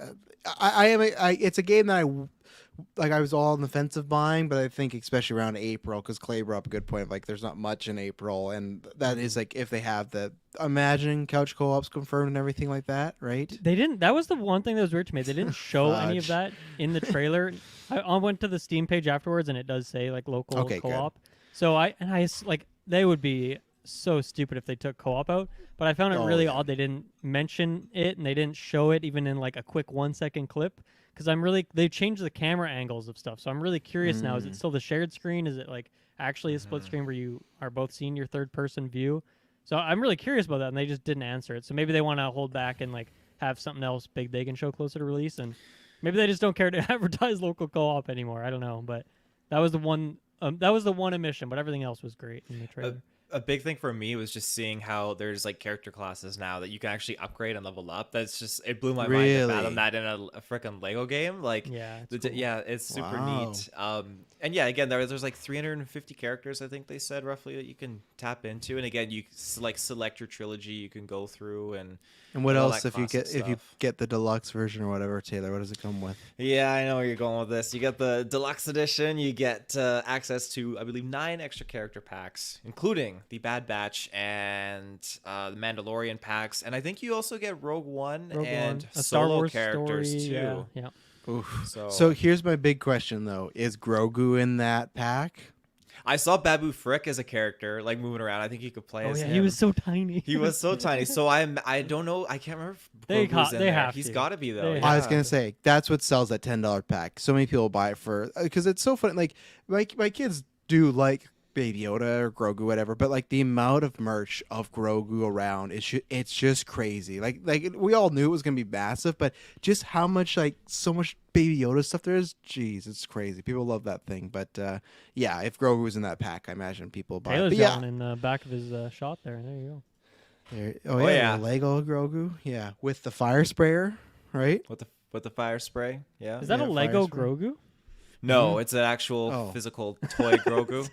I But thought it's a you Lego got a, fire spray. I thought you got a Lego Grogu. No, I thought about it, but Oh, no. no. Okay, fair enough. But yeah, I would imagine watch your feeds. I think there'll be some sort of Geek First review for that game. So yeah, there you go. Well, Dylan's here because I know you won't have much time on the Batman. I want to get your thoughts on the Rings of Power. So lots of details this weekend. Of course, I'm a bad host because I don't have it up. But we got our first teaser trailer. It's nothing really. It's just them doing a lot of cool fire, making the logo of like Rings of We Power. got a title though. I think Yeah. that's the biggest thing. It's not like hashtag Lord of the Rings on Amazon. Yeah, it's that's done. So we have the title. It's doing the Star Wars thing where it's Lord of the Rings, The Rings of Power. It's coming out September 2nd. It is set thousands of years before the original story, and I'm trying to find the actual breakdown. They did everything, but some things they're saying that they're going to obviously cover. There's 4 bullet points. I forget the third, but it I was have like it here. The okay. Yeah, it's following the major stories of Middle Earth's Second Age, which includes the Forging of the Rings, the Rise of the Dark Lord Sauron, the epic tale of the Numenor, and the last alliance of elves and men. Yeah. So it's one of these things that I'm so curious. This is one of these things where it's kind of like the Dexter revival, where it's like, oh, I need this one. Like, not that I need this one, because we have those movies, and those movies are all perfect. But if this is a series that is somewhat disappointing to me, that's going to really hurt.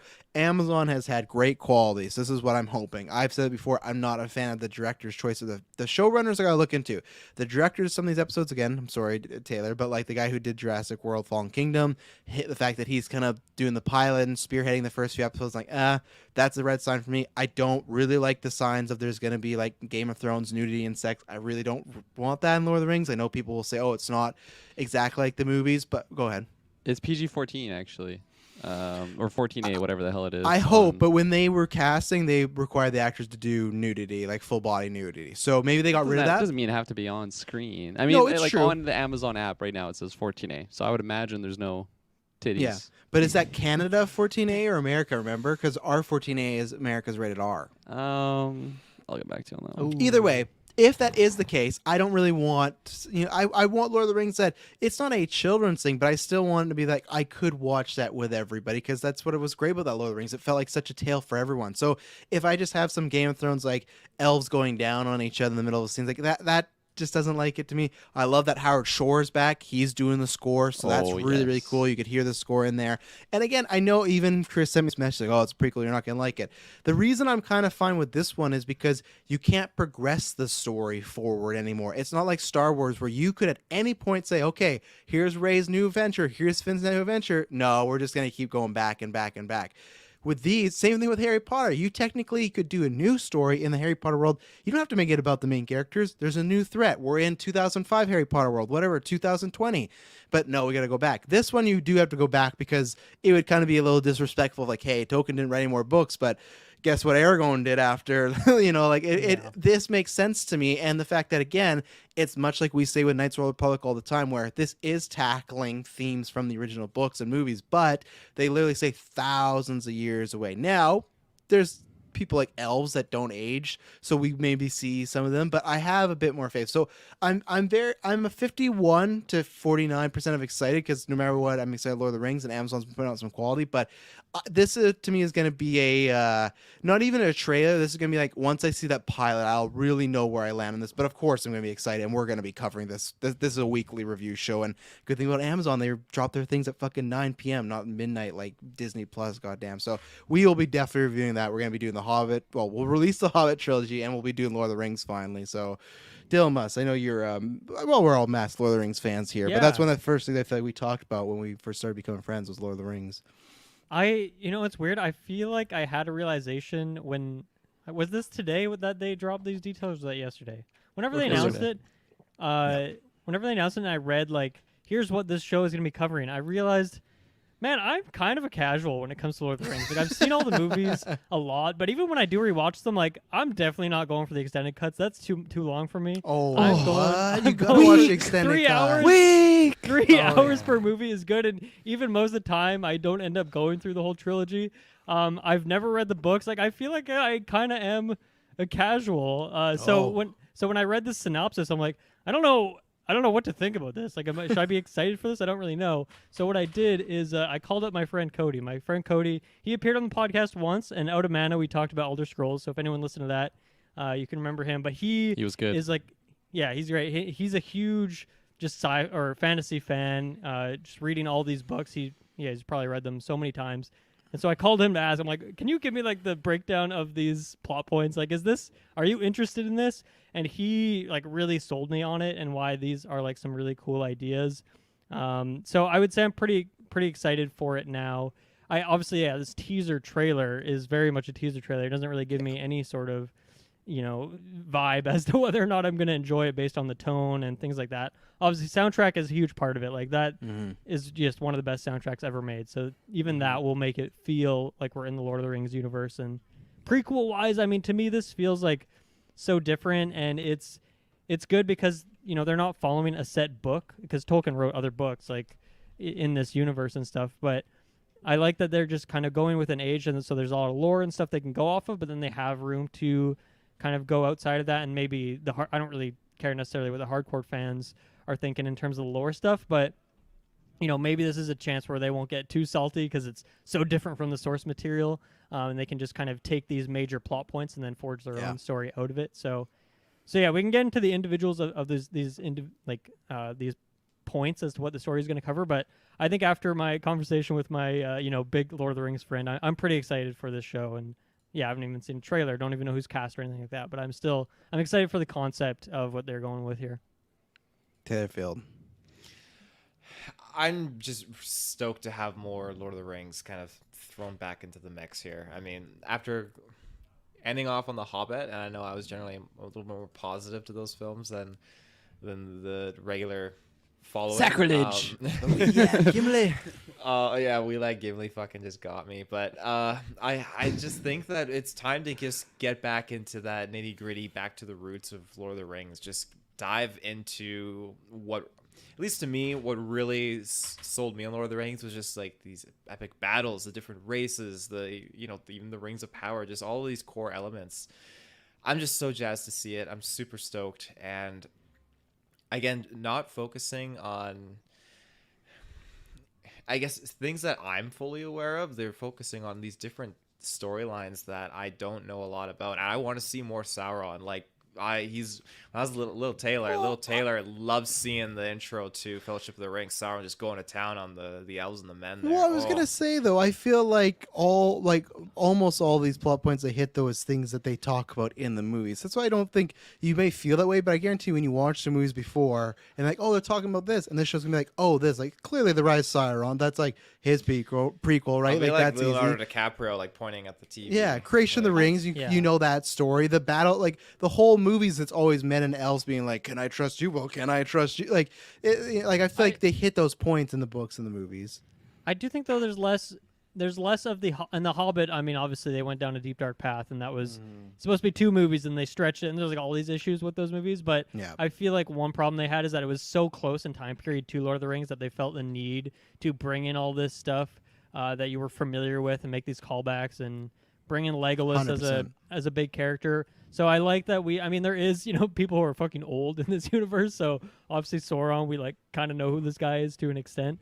But I think it's such a big jump of prequel. It's like the Star Wars stuff, when you go to like the Knights of the Old Republic stuff, like that's so far removed that yes, it is like a prequel by definition, but it's just in its own ball. What is the ballpark? Yeah, ballpark. Court. Ballpark. I couldn't think Swimming of the pool. second part of the ball. It's in a different ballpark. To Kirkland Patzer. Yeah. So, man, this was like Christmas came twice when I got this news. I've been jumping so deep into Lord of the Rings this past year. Just going through the novels. Actually, I'm only on Fellowship right now, but it's a lot of dense material. I am so fucking excited for this. Is probably like my most anticipated thing. Like, nice. Like it's so crazy. It's the fact that we're going into the second age. We're getting the rise of the Dark Lord. I think Sauron is going to be a lot more of like a trickster. He basically brought down like the Númenóreans just by like giving gifts, and like he just completely corrupted them. That's what the 9 are, like the ring race. Like those are just corrupted kings from Númenor. Like in the trailer we get the voice of the actress that's playing Galadriel. Like she's gonna be a major player. It's gonna be so awesome just seeing her younger. She's still thousands of years old, but like just seeing her. I think Isildur will actually be a really big player in the show as well. That first shot of just like the city of Gondolin. It's just like an ancient elven city that just gets absolutely fucked, and oh man, I am just frothing at the bit for this show. It is so exciting. I have very high expectations. Sorry? Elrond's supposed to be in it too. That's yeah, the word. no, yeah, exactly. Just like the major elven players. It's so exciting. I have high expectations, and I really want to hold it to a high caliber. I think the thing with Lord of the Rings is, I mean, when you talk about those first 3 movies, like, I don't think it's tough to argue the fact that it's probably the greatest trilogy like ever made for film. Easily. And like it's a major franchise. Tolkien, like the writer, like he has influenced just the genre of fantasy so much, and like these are just ideas that he came up with in like the early 1900s. Like it's just absolutely insane that like people that are making new fantasy stories are still just pulling from his material. Baffles me, and there's so much content there. Like there's a lot of books that he had written unfinished works. He had his son like help finish those stories. So like I said, there's the novel The Fall of Gondolin. There's Unfinished Tales, which I think this is going to be like just grabbing a lot of ideas from those types of stories. And there's just like Dylan was saying, like, you know, you watch Lord of the Rings, maybe you read the Lord of the Rings, you watch the extended editions. There is so much more than just the story of like Frodo and Sam taking the ring. Like there is so much material there. Like in that, like in Lots Lord of of the Rings, politics. that's the third age. That is thousands of years later from like the forming of just like when the elves came to Middle Earth. Like it's so. I could just talk for hours upon hours about this content, and I definitely will be in the future. But I'm very excited. I think the show will definitely like end with the last alliance of men and elves, like kind of how the first movie begins, of like the 100%. prologue. And that's just gonna be so fucking epic to see, like just seeing Isildur's father and like just like the major elven kings, just like being in the prime of their existence. Like I think something that people don't realize is how powerful the elves actually were in the earlier ages. Like they're so wise and all-knowing, especially when you take an example of like Elrond, Lady Galadriel. But like in the early ages, like they were just so on another level. Like they were basically like just gods. Like they could just take on like Balrogs like one-on-one. They're like Eternals. Yeah. Even Exactly, but Gandalf couldn't one-on-one a Balrog. No, exactly. And like in the prime of their existence, they were just kicking ass. And man, I'm so excited. Like I said, But I could their talk for stubbornness fucking took hours them of this. down, you know? They're too stubborn. Did they? Que- Or was it question- not their task? Question Maybe for you, they're needed Kirklin. elsewhere. What's up, What, buddy? what, So- what was your response, Kirkland? When I said their stubbornnness is what took them down. You're like, was that their Maybe it wasn't their task? fight. Who knows? Maybe they weren't actually supposed to be in Middle Earth. Nah. They Topic fucked that for another up. day. Elrond was a terrible leader. What? 100%. I could defend Elrond for hours, but that's Yeah, not he really led fun. them all to their death. Go ahead, Taylor. What? They didn't die. Come on. They No, went to I mean like Valinor. in Lord of the Rings, like they all just run away and they're these weaklings and they have like very little land and they're all getting taken over. Like he was the guy at the head of all that. Like he really let everybody down, in my opinion. Elrond, he's like, we're gonna get on this fucking boat and we're The getting moment he outta let here." Isildur leave with a ring is when he let Middle Earth. 100%. Okay, You that chopped was that something- motherfucker down. That's different in the book. They actually it were is. just like staring at each other like That's what's gonna be interesting for Taylor goes. It is gonna. They had walked that fine line. You guys didn't watch it, but there's this fine line with the Watchmen show of what do you refer to, the movie or the book, because they have differences, and it's gonna be very interesting because the movies are so classic. In the interview process, they will have to state if this follows the book or the movies, and they're gonna say the books, but that's gonna be interesting for the fans that are just fans of the movies. And they go, oh, it didn't happen like that. So, but hopefully they might not even get to the whole destroy it moment, you know. I don't think they will, but yeah. Taylor Field, what was your question? Now, I am very fuzzy with Lord of the Rings. Again, my knowledge, I have not read the books. My knowledge is just in the films. Is Gandalf and like Radagast and the twins, like the other wizards, are they all around in this time period, or did they come to Middle Earth after? More back half. No, they definitely would be somewhere. I don't know specifically like who's going to be appearing. You think of the early ages, though? I feel like they'd be like, let's say they did, because they've said they were spending billions of this, and there's been multiple seasons. I feel like it'd be like the back half of the second age. You'd see like a Gandalf or a Saruman pop up. Well, yeah, like I'm not so sure you're gonna see Gandalf really be like a part of it, but like he's First somewhere episode. in Middle Earth Yeah. at that point in time. Like he is a Maiar, like they're older than the elves, so they've kind of just been around. I'm not That's gonna be too familiar tough. of where he was in that, Yeah. and that's why I think they should just completely not touch it because Yeah, Gandalf is 100%. so I hope tied so. to Yeah. the trilogy movie and The Hobbit. Taylor, what were you gonna say? I was just gonna say I'm okay with them not touching about Gandalf. I honestly would like to see the other wizards, to be honest, because when Radagast was one of my favorite things in The Hobbit. Like I really like seeing these other wizards, and when they were talking about the other ones, Those are characters I want to see. I want to see them doing different spells and just different environments. I think they'd be safer to go with a young Saruman than they would go with a young Gandalf, because the Gandalf one is really tough. But you know what you do? You give Michael Fassbender a call and you said, hey, you did it once with Magneto. Can you do it again with Gandalf? And the answer is no, he could not. He could not play Gandalf. But like I think they should, because here's one thing about the series. It's to me going to be very much like Star Wars, where they're going to make a first season. It might be great, but after a while, there's going to be a lot of division, I think, on some choices. And like I think it's going to be one of those, like, you ruined. And that's where I always come back to. It's kind of like the original Star Wars trilogy. I think no matter how great the show is going to be, I don't think we'll get the heights of those first 3 movies, because that is just like, it's in that lightning strike. Like, you can't pull us off again. If they get anywhere near that, that's great. But we know how fandom is, and there's going to be lots of debates about this show, I feel like. Yeah, just very quickly, last on the Wizards, like, logistically, they absolutely could be there, because, like, technically, Saruman was a student with Sauron, like, when Sauron was still, like, a good guy, like, up Dorm in heaven. buddies. Like, yeah, no, essentially, like, for lack of a better term, they basically were. They were apprentices to Uwe, I think, one of the gods. The thought of Sauron in heaven is just a very terrible sight. He was a good guy at one point in time, or and maybe in the middle, neutral ground. But I think, honestly, what they really should and are going to do is just focus on, like, the elves and the early men, like the Numenor, like the ancient kings. And there's just so much content there that you don't really have to mess around with wizards. Like, maybe have, like, one mention of, like, some wizard that was, like, I don't know, just helping, whatever, be a councilman or like just giving advice to someone. But I think it'll be really brief, and I would put my chips on that we're not going to see any of the wizards, really. Let me ask you this. Yeah. I take that bet. Do you think we see Morgoth? No, Morgoth was defeated in the first age, I think. You don't think you'd see, like, any kind of, like, relation to him with, like, Sauron?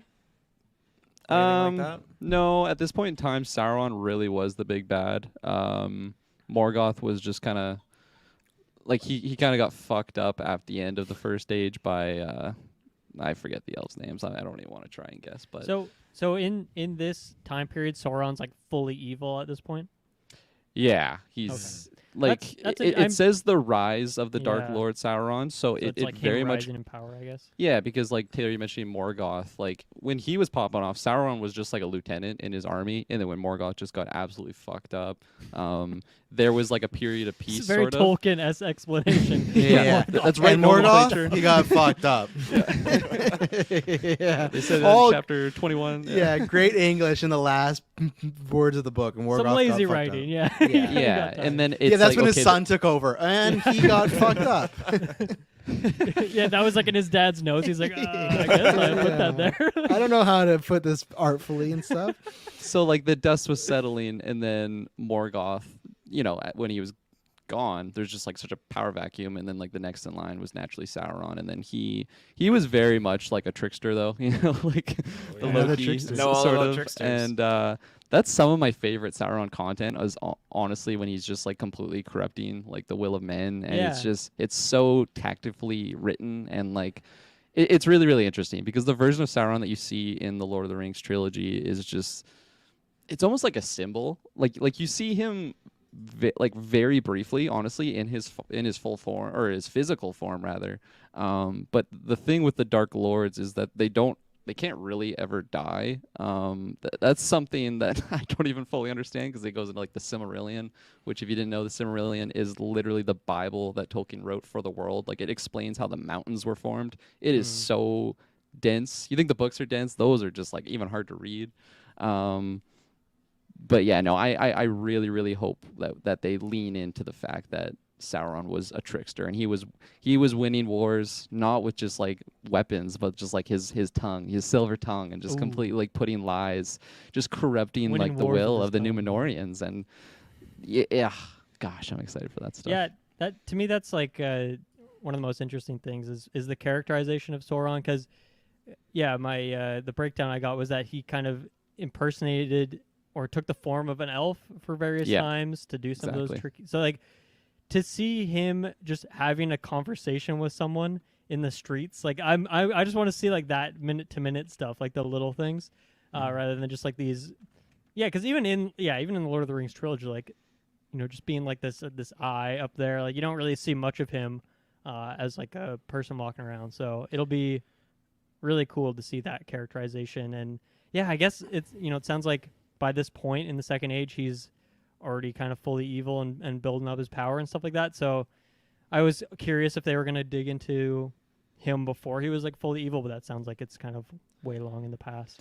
I think they will flashbacks or they'll fudge the numbers just Yeah, because the they way could they do say that. the rise up. I feel like when you meet him, it might not be him in fully control of like the big threat. It might just be he's off there. Or like I said, they might fudge the numbers, be like, okay, he's not fully bad yet. I feel because this is gonna be multiple seasons, so that's why I feel they're not gonna blow their load like right away. He's the main big bad. Here we go. Like I think they'll build to it, and it's funny because that's one thing they have over the movies. Because I remember I read the books after the movies, and I remember as a kid being like, well, Sauron's definitely gonna be the third one. Like he's definitely coming back. Like he's gonna fight Aragorn, and like. No, he doesn't. He's just always an eye up there, But I was so convinced it's like, well, we know how these movies works. Even as kids, like he's gonna come back and be a big battle. And I always thought it was such a choice when I was a kid. Like, wow, he really didn't come back. Like I know there's the mouth of Sauron and all these like disciples, but it's like I thought we were gonna get that dude again, and we never did. And yeah, we'll see him here. I'm very, very intrigued at the way that they introduce him into the show, because if it is the rise of Sauron, because technically in the Second Age when he was on Numenor, I believe the name that he had was Anatar, which meant like the giver of gifts, because or the Lord of Gifts, because he's the one that gave the rings to like the men, and then like, oh, this guy's awesome, let's keep him around, and then he was just corrupting them. And I think a smart way to do it is actually to give him a whole different name, so that people that actually know the name, like Anatar, they don't just hear it and be like, oh, that's Sauron. Like maybe just like completely confuse the viewer. I think that'd be really, really clever, because then you could have an opportunity for a really big reveal there, right? And I really hope it's like minimally used. Like just have something that's going on that you don't really know who is the cause of it, and then maybe like write it like near the end of the show, you like find out that it's this type of individual or something. That's a great season finale stinger. Yeah, absolutely. And Sauron is just such like a heavy name in the Lord of the Rings community that like if you just have him like, let's just say he gets just defeated like in season 1, it's like, really? Like we went through the entire trilogy to just put an end to him, and they couldn't even physically defeat him. Like it was, yeah, you know what I mean? Like they had to destroy the ring. That was the way to defeat him, not like hand-to-hand combat or something like that. Like I think they have to be really, really tricky the way that they dance around it, because it could possibly bring down the importance of what Sauron was, at least in the theatrical 100%. versions, right? That's the difficult with this show they're gonna have. A lot of decisions like that they're gonna be walking on eggshells. It's dangerous, but I'm gonna stay on what I was saying though. Like I'm gonna hold the show to a high standard, because Lord of the Rings is just so important to me. It's so just amazing that it's got to be that quality, and if it isn't at least close to that, I honestly think it's going to be a disappointment. Jurassic World Fallen Kingdom was that quality, so I'm very happy that they're the ones spearheading this, So don't remind me. Just to set your bar, just set it pro play. What it's I'll up there. No, it's set. The pin is in the bar. Weights are on. I'm lifting it. Anything else on the Rings of Power? Yeah, quickly for me, the epic tale of Numenor is what they write in their post. I'm curious what that means too, because Kirklin talked about how they were corrupted, and then I think they eventually like attacked the elves or something like that, and then they were punished for that, and like their island got sunk. Like there's this whole thing to it, and like before all that, they were this glorious and just very powerful prosperous race of men. That I think Aragorn like is a descendant, right? Of Yep. Yeah. So yeah, like that. Whatever. I don't know how long that whole saga takes place, but it sounds like hundreds of years. So I'm really curious where we land in episode 1 with the Numenor. Once again, it could be, like Travis alluded to, flashbacks could be like, oh, here's what we used to be like, and here's what we're like now. And that could be a way to do it, but it sounds like a really interesting story that I want to see from start to finish. And I don't know if that's realistic in 3 seasons of a show, that if that whole thing took hundreds of years, but that sounds really interesting to me. And I'm excited to see where they go with that. And the fact that they say the epic tale of Numenor, like I feel like we'll see quite a bit of that. Seems like a focus. Now, obviously, that's like one line from a social media post. So and it's condensing everything, but it's still cool. I was gonna say, and I feel like this is a minimum of 5 seasons. I could see us going 8 to 10. They've spent literally Wow.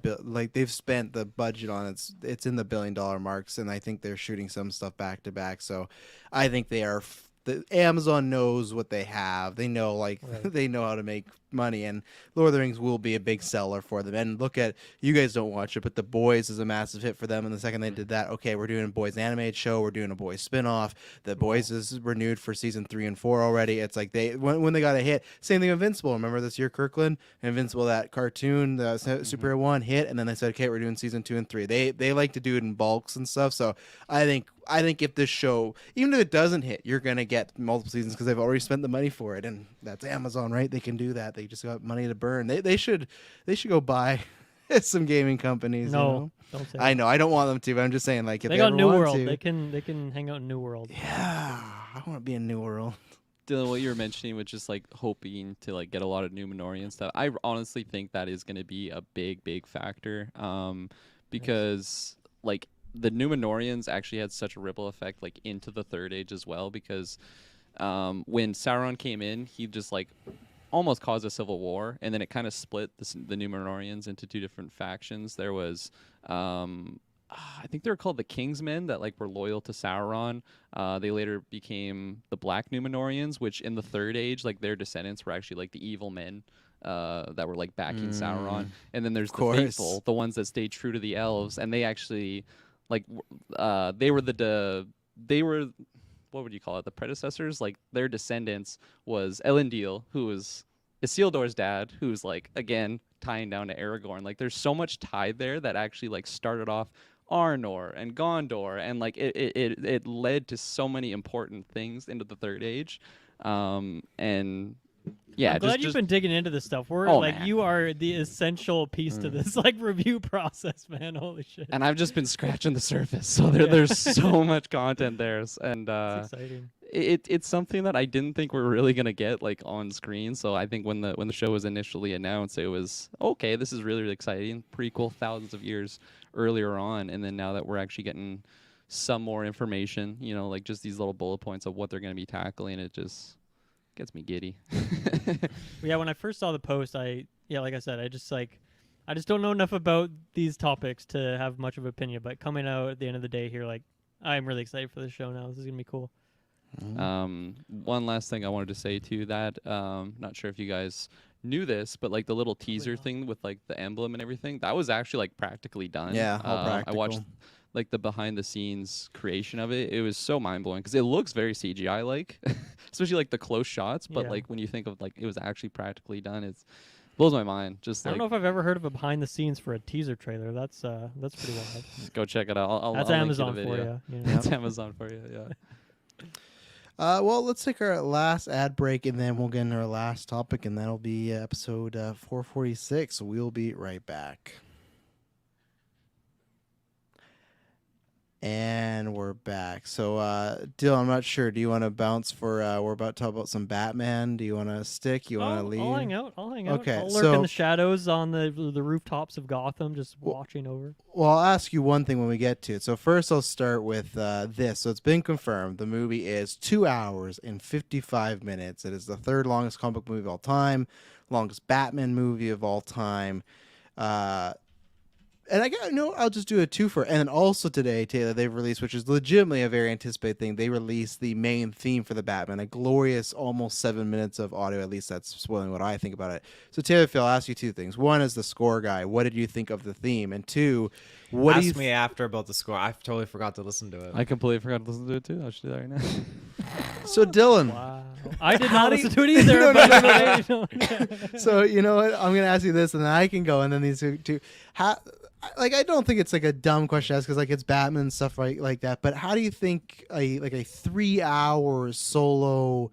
You know, this isn't a sequel. This isn't an Endgame where it's like, oh, we have a bunch of things we gotta do. This is, you know, this is longer than No Way Home. Like this is, it's quite a big deal when it's the 3rd longest superhero movie. Do you think that's something that like helps or hurt it for people that, again, it's Batman, you got the mainstream, but still that's a long time to sit down and commit yourself to, you know? So, and I haven't watched any trailers, and I've only ever seen a couple screenshots. So, is this going to be going into the origin again from the beginning? with his parents and all They that say stuff? no, but I think there'll always be some wrinkles in there. But it's was supposed gonna- to be year 2. It's year 2 in his career. Okay. Yeah. So yeah, I was gonna say if like they're doing the whole origin thing again, and this movie's that long, like those points could be a real slog, and especially if those are the start of the movie, that could really hurt the pacing of it. If they're hopping right into the juicy stuff, the new stuff, then yeah, I mean, like a few years ago we would have said that maybe sounds like too much, but we've just seen so many of these comic book movies have, even if they're not hitting 3 hours, Yeah. they're like pushing 2:30, and yeah, a lot of them. We do talk about pacing issues a lot in our reviews. So that's a long movie. But I think for a new Batman, with it sounds like they have, cast quite a few like characters, side characters, things like that. I think I don't really see it as an issue. We've seen enough comic book movies that are this long at this point too. I don't think we should be worried, right? Yeah, I'm very much the same. Like our last topic, we just talked about Lord of the Rings, and I'm a fan. Like I'm someone that I eat up the 4-hour Turn of the Kings. I'm somebody that like I love. I have a 5-hour cut of Watchmen, which I absolutely love. Like if the movie's good and I want to be in that world, I'll be in it forever. How long? What it does the box office, I don't know, because like obviously you do cut off stuff, but at the end of the day, I guess it's number 2 now because Avatar came back out, but still, Endgame had broken all these records, and that was over 3 hours. So at the end of the day, it's like if the movie's good, it won't matter if you cut screen times because people will just keep going and going. The bigger question will just be like, what is COVID like in this time as far as how much you can fit in and people and things like that. So we'll have to see. Some movies been It was delayed. early April, right? Or March? It's March, yeah, it's March 4th. So it's like it's right in that line of like things could be getting better again, but if things rise, I don't know. But I think they're at the point now where I think they're give it a few more weeks and it's probably too close to push back now. It's one of these they kind of have to commit to. Like the second you put out the theme, the runtime, there's a picture going around today on Twitter that like Little Caesars, all their boxes are like Batman themed and stuff, which is fun. But like that marketing machine is kicked in for like, hey, this movie's out in less than 2 months, right? So I think the 3 hours doesn't matter. To me, it makes sense. You have Catwoman, you have Penguin, you have Riddler, and you have a whole slew of a new Gordon, a new Alfred, all these things you have to introduce. Again, actually, you have to introduce a whole new Batman. No, maybe not the origin, but you got Robert Pattinson. It's his first time, and I don't think you've heard about this, Dylan. But so they've already announced on HBO Max they're doing a Gotham PD show, so a show just about the police, and then they're doing a Penguin spinoff show for HBO Max. So like Matt Reeves is like. He hasn't said this, but he's very much building like what I've called it like the BCU. Like it feels like he's building his own little Bat cinematic universe because this is like they've already said we're doing 2 shows and the movie hasn't come out yet. So clearly they're happy with it. If they're letting it be 3 hours, they're happy with it. And I think it's one of these things that if it is setting up this whole big world, 3 hours would be apropos. And I'm a sucker because Batman's my guy, so of course 3 hours I'm gonna take it. And the theme, it's something I've been waiting to hear for since they revealed that suit. And man, I've described it to it. It's just like bone chillingly beautiful. It sounds so much like the Batman animated series. I can't wait. Michael Giacchino has done a lot of stuff. He did Incredibles, he did Up, he did Spider-Man, he did Doctor Strange, I think he did Planet of the Apes. He's one of those guys who could look and he just has like a plethora of like great movies. But I remember up until No Way Home, like the Spider-Man theme, I was like a little disappointed. I was like, it just doesn't really bring it as much. But this stuff is just it's so good it almost doesn't sound like him, and that doesn't sound like it sounds like a negative, but it sounds so different than his style. So I absolutely love it. I love that we're getting this close to it, and the theme was just like, oh man, I can't wait to finally listen to it. Because for past like year and a half, I've just had 30 seconds. That's all they released of it, but it's like 7 minutes, and it's not just like intimidating. It's like nice and quiet at times and beautiful. So Taylor Field, have you listened to? Because I feel like I can see you on a white screen now. I'm like 4 minutes into the 6-minute just beautifulness. It's a long one. It's so good. Like I've been a massive like Michael Giacchino fan. Like he's just rising up to be rivaling up for like he's not a John Williams for me because John Williams is just like peak, but he's rising up my list of like what I love. Again, when he's tackled everything that I love, like Jurassic World, Star Wars, and Pixar movies and Marvel movies, like he's just got his hand on everything, and he just gets progressively better and better and better with so many of his tracks. And I mean, he even did. I'm pretty sure he did Star Trek, and he's like so many of the Star Trek like tracks are some of my favorites. Like a lot of these tracks that I listen to repeat, I'll look like, oh my god, it's Michael's track. Of course it is. Like he speaks to me through a lot of his music, I feel like. And This theme is just so good. I don't recall the animated series theme, but I'm gonna go check it out actually to see how I can relate it to this, like you mentioned, since it's pulling like almost like similarities from it. But It is the theme, but it's more the score overall, the whole show. The one I'd Okay. actually recommend you is, if you want to compare, is listen to Batman Mask of the Phantasm. That's a movie spinoff Okay. from the animated one. That's like that. So, and then the Okay. second thing is, what do you feel about the 3-hour runtime? Pretty much 5 minutes away from a 3-hour runtime. Like, let's do it. Like, honestly, I want to sit in that 5 more experience and minutes. just 5 enjoy more 5 more minutes. I want to enjoy this experience of fuck up, I'm everything watching that's the going movie. on. Like, if this score is anything to have like a little bit of a taste of what's to come, like it's just gonna be great. The tones that I got from this track were just starting off like serious, like, okay, we got a lot of pain, a lot of suffering, a lot of mental exhaustion in this, but then it's like hopefulness and redemption, and just now it's closing out right now. It's just that signature do do do do, No, we just like, got oh copyrighted. my god. And it feels like vengeance, you know. I feel like I'm gonna go out into the streets right now and start beating criminals up, like. Whoa. News report: Taylor Do it. Field beats you a bloody pulp. Fucking, what's that movie? What's that movie? Kick-Ass? Kick-ass, yeah, that Yeah, is there you Taylor. go. Yeah, he tries his best. Kirklin Patzer, he tried to buy you as much time as possible. What do you think No, of this theme? What do I you think about the appreciate 3-hour it, yeah. runtime? I think your description of the theme was very accurate. It is bone-chillingly beautiful. Because in the beginning, it's like, ooh, this is a terrifying theme, and then there's some sort of like uplifting when you get into the fucking what type of instruments are those called? The wind instruments, I guess so. No, the Trumpets? brass. There you go. Brent? The brass wind instruments. instruments. Takes wind to use them. But no, it's absolutely beautiful. It just really. It fits so well from what I've seen already shown from the trailer, and just I think the vibe that they're going for, and it's just a really good. It's weird to describe it. It's like a story, like through the song, and Yes. it Lots of people are theorizing this might be don't know the how to opening explain. credits song. That's what yeah. people are, like, even though I it's the saw main that theme, tweet of like yeah, his yeah. flashback or something, of like him as a Ute, but it's you like. I that hope they don't call him that in the movie. my wee lad Bruce. We lad Bruce. But no, it's absolutely beautiful, and I didn't know what was his name, Michael Giacchino. I say Giacchino. I I say didn't know Giacchino. his plethora of work, but all those other things you're listed off are just absolutely beautiful. So I'm excited for that, and yeah, come on, 2:55 runtime. I could do another hour. Big walk. Maybe with a recess. But no, I'm so happy with that. I think, especially for a movie like this that has so much build up, I would be disappointed if it's just like an hour and a half, because I've just been waiting so long to see it. I want to get as much content as I can out there, and I don't want it to be rushed.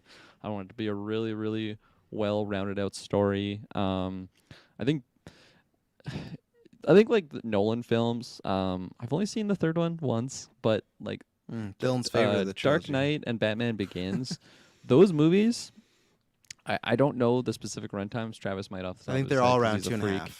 Yeah, but like those stories, they feel like such a journey in and of itself, of like whether he's going to to the east to go train, and then he comes back, and then it's like the early stages of Batman, and then there's like some other plot points. Like I just feel like there's such a journey in and of itself, even though it's like a trilogy movie, trilogy of a movie. It's a trilogy Um, movie.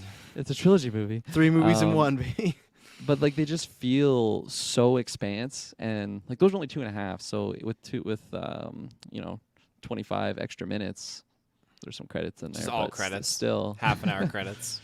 I'm Just the I'm so theme happy with that over and runtime. I'm glad I Yeah. don't have a weak bladder, so I can power through those types of movies. I made Yeah, it through well, Endgame, so and the way I kind of break it down is because they've been showing Selena as a big character. It's almost like you're going to get an hour for the Batman, an hour for Catwoman, and an hour for Riddler. It won't be exactly like that, but I feel like it's going to be similar. And that's what I'll say to people if they feel like they've seen too much in the trailers.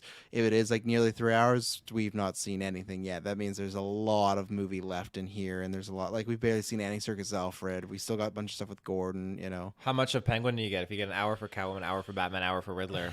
The rumor is very small. Colin Farrell said he was not on set for many days, but I think that's why he's getting the TV show, because I think they liked him a lot, and it's just like, well, let's do more here, and then maybe got a minute or two for a certain clown in Gotham. You never know. You never know who could be popping up.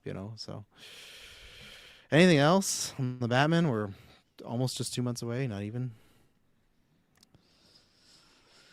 Can't wait. Can't wait. So, ladies and gentlemen, that is it. We did it 5. No, I'm jumping ahead. 4:46. One day we'll be at 5:46. But yeah, so this was a fun one. Extra newscast. So we hope you guys enjoyed this for the week. Lots of good content going on. We'll be doing a newscast next week. It'll be myself and Taylor. So we'll see what we're cooking up there. Who knows? Who knows what's gonna? I got one topic lined up for it.